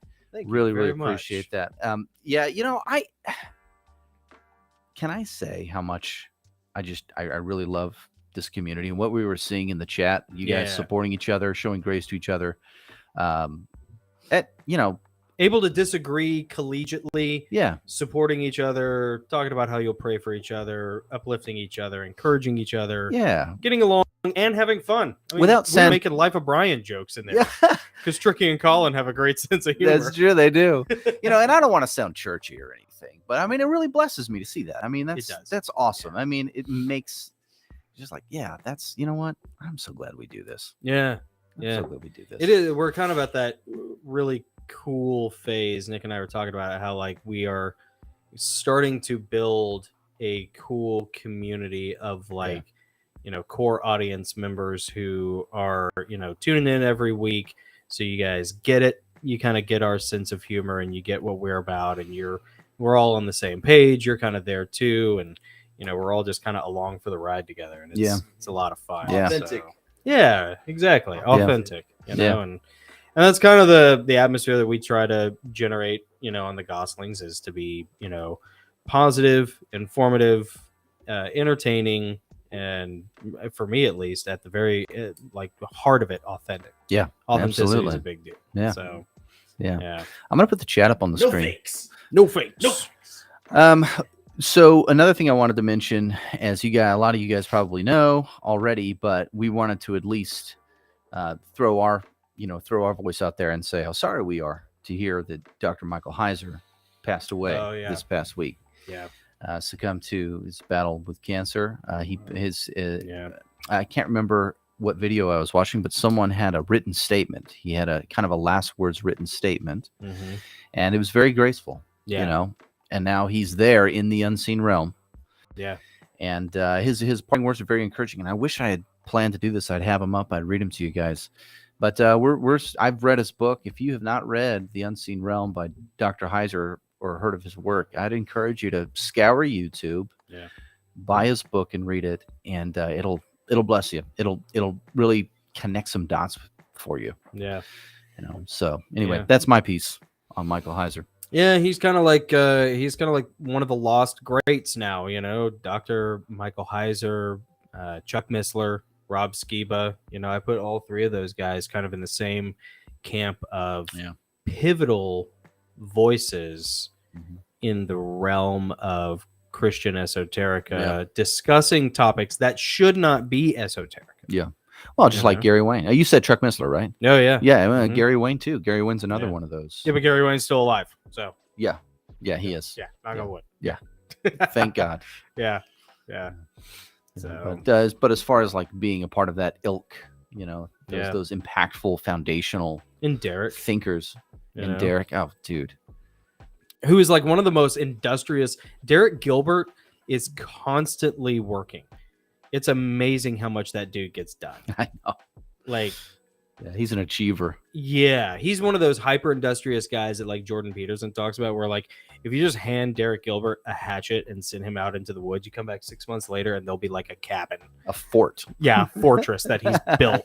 Because he's just like, I got all this time and I got this hatchet. So that's like right. It's really, and that's like actually really inspiring to be around those kind of guys who like constantly remind you that like, man, you know, there's a lot of time in the day that I could be doing something worthwhile. Yeah, that's awesome. Yeah, it's really neat.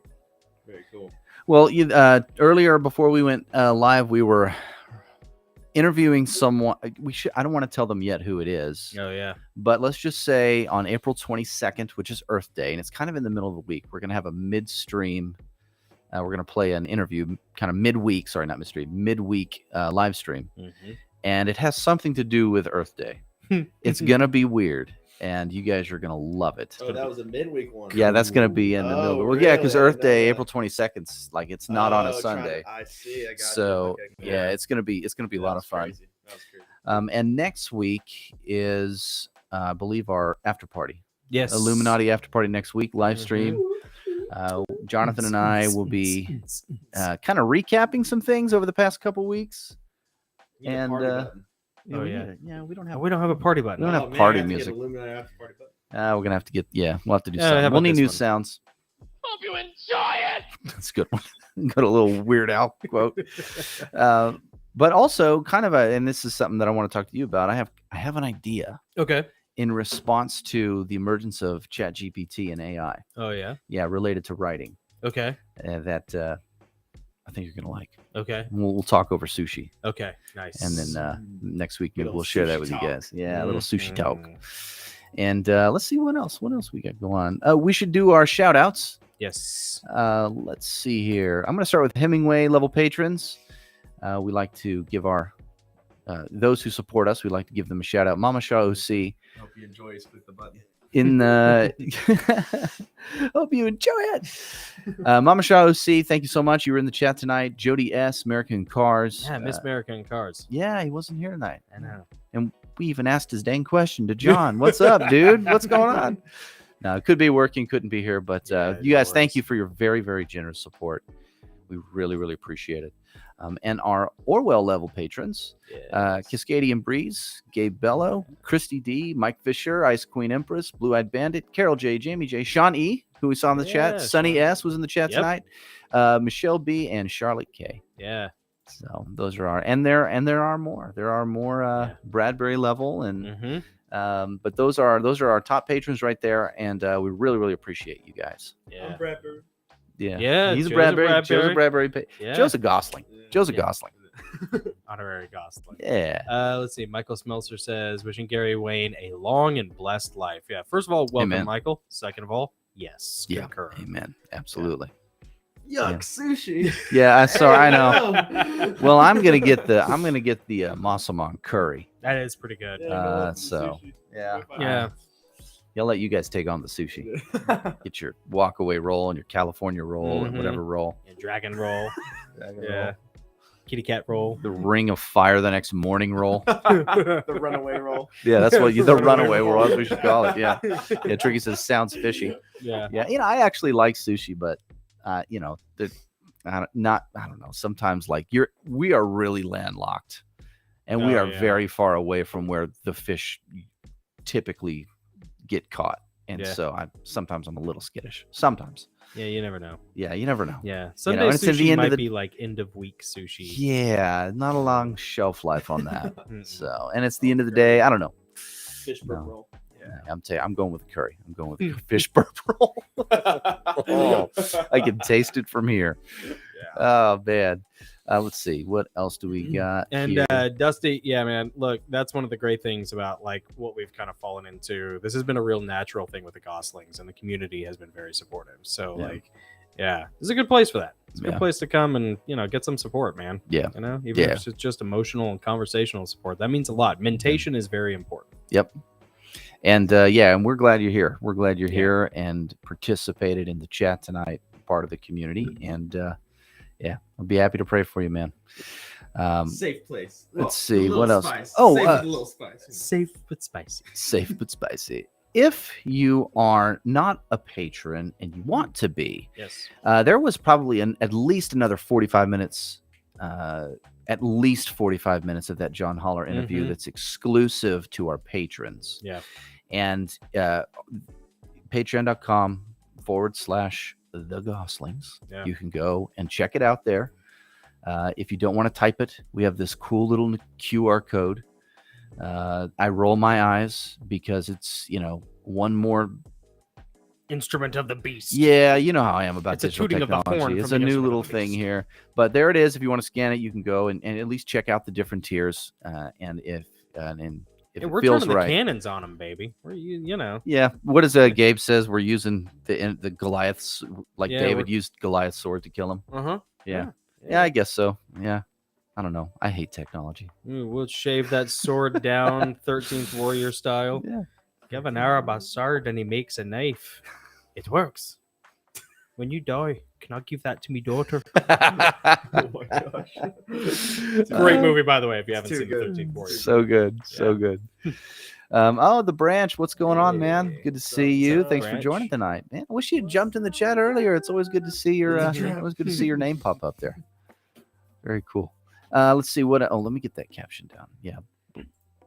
And I don't think we need to do anything else. Oh, you want to talk? You know what? We do write books. Yeah. we've been, we That's started how this this. started. This is how this started, and we kind of got away from it, and Mhm. we're supposed to like talk about Yeah. our books. I have to add them. Hold on a second here. Give me a sec. We'll add this one, and we'll add this one. Nice. So we got this new little feature thing. We are authors, and we don't talk enough about the things that we write, yeah, and we feel guilty about that. We're supposed to try. yeah, We're not marketeers or anything like that. yeah. But We're not the three marketeers. tell everyone about this little dandy right here. Let's let it come up here. There it is. There it is. There it is. Yeah, or there. Boom. That was awesome. Or Joe. just drop it on. Did you see me jump? Yeah, so I wrote a 7-novel series of epic fantasy about angelic warfare, the wars between the angels. So it's called Heavenly Realms, and the first book is what you're looking at. It's book 1 called Empyrean Falling. It's about Lucifer's rebellion, his transformation into Satan, and his relationship with his 2 brothers, Michael and Gabriel, who are also archangels.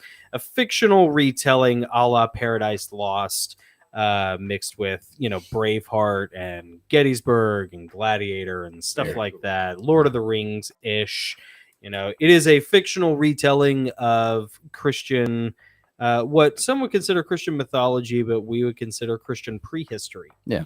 And it's interesting. It's fun. It's theologically challenging in a good way. It is biblical. Violent. And it is violent. Yeah. So Yeah. you're like, It's one of dude. the 5 food groups. yeah. That's right. Yeah. If you're like, man, Well said, Boss Hog. I always wanted to read about the fall of the angels and the war in heaven, but no one ever makes it like Braveheart. Well, Yeah. here's your answer. Yeah. They weren't cuddling each other to death. that's It's for sure. I don't write books about the peaceful negotiations of the angels. I don't write books about the cuddle parties of the angels. The St. Joel. Yeah. No. As all the little Cupid angels flutter around the clouds on each other and Throwing shoot each goldfish other at with- each other. Yeah. Throwing Cheez-Its. Yeah, and shoot little Cupid arrows at each other like little Cupid bees. It's great. No, not It's so exactly. great.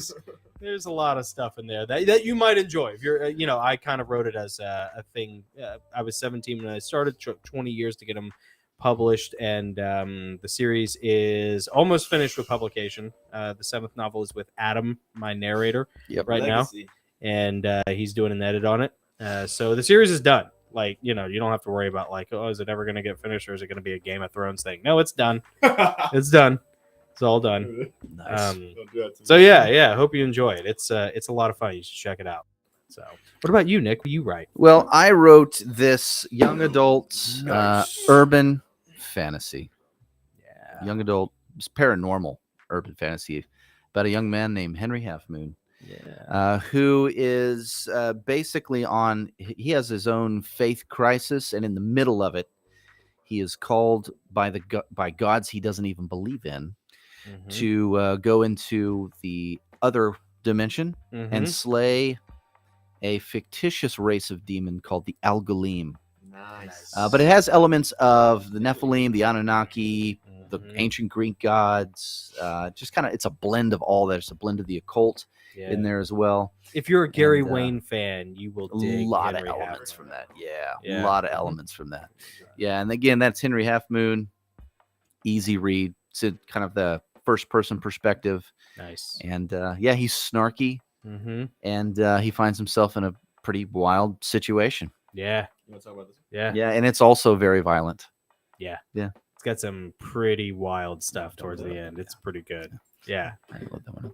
And that's it. So that is our self promotion. I can't say Thanks, that it was shameless. I do feel a little shame doing that every time. It's natural. But thank you for tolerating us plugging our books. And dude, we just got Chris Caps. Man, drop that typewriter on the table. Whiteout not included. Love it. I love the book. Awesome. Chris, thank you so much. Dude, that's awesome. Yeah, we do have I don't know if we have any typewriters handy, but we do have There's one behind me. we got a Those couple of nice. typewriters laying around there. very old. Okay. Don't knock over my lantern.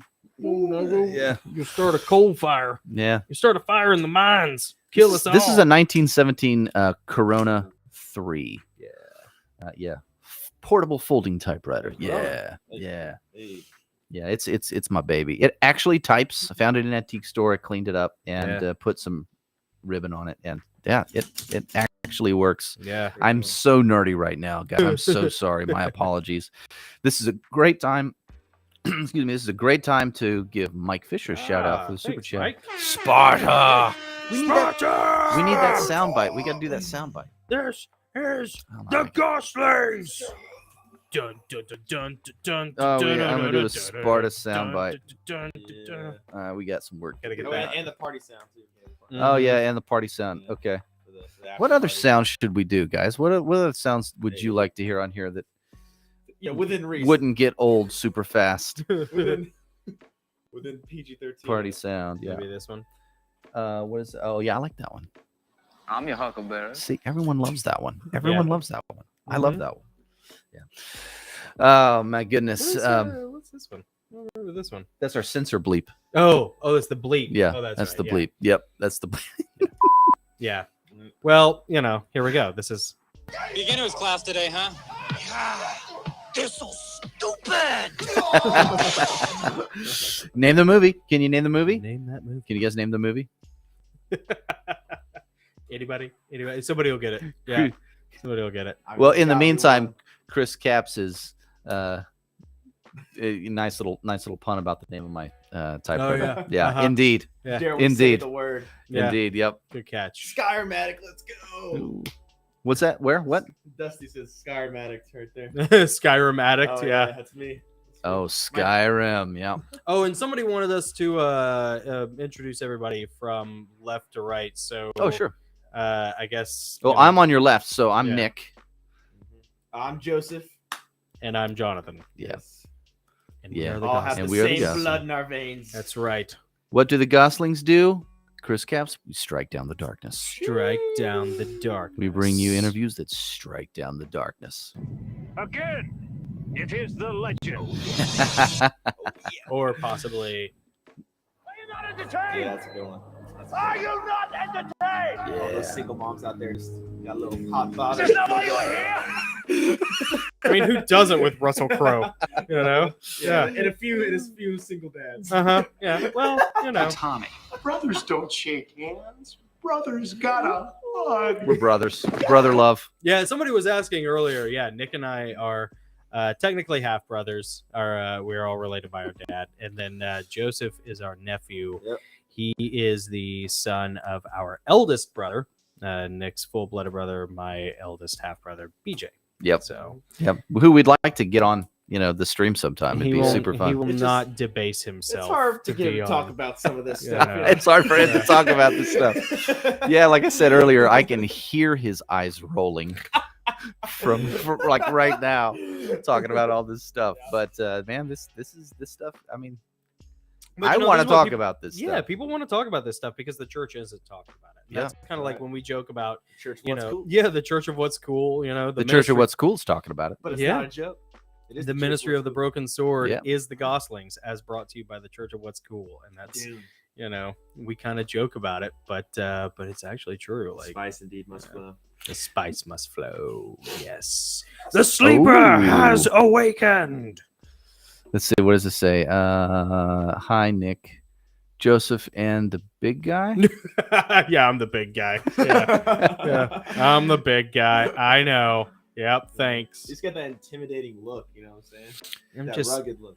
rugged. Yeah. Russell Crowe's the new Pope's Exorcist. It's a new lumber movie coming out. flexual. Ooh, Yeah, I haven't heard about that. Jonovich, Interesting. Jonovich look. 007 look. You get some red in that He does. red in that He's got beard some there, Goss. Joe. Yep, Yeah, Goss I'm jeans, sorry. man. Watch Mhm. out. Watch out. Awesome. Yeah. Dusty, thanks, man. You're awesome too, brother. We're glad you watched tonight. Yeah. We're glad you're with us. And let's see, Slade Fuquay nailed it. Dune, very Nice. good. Yes. Nailed it.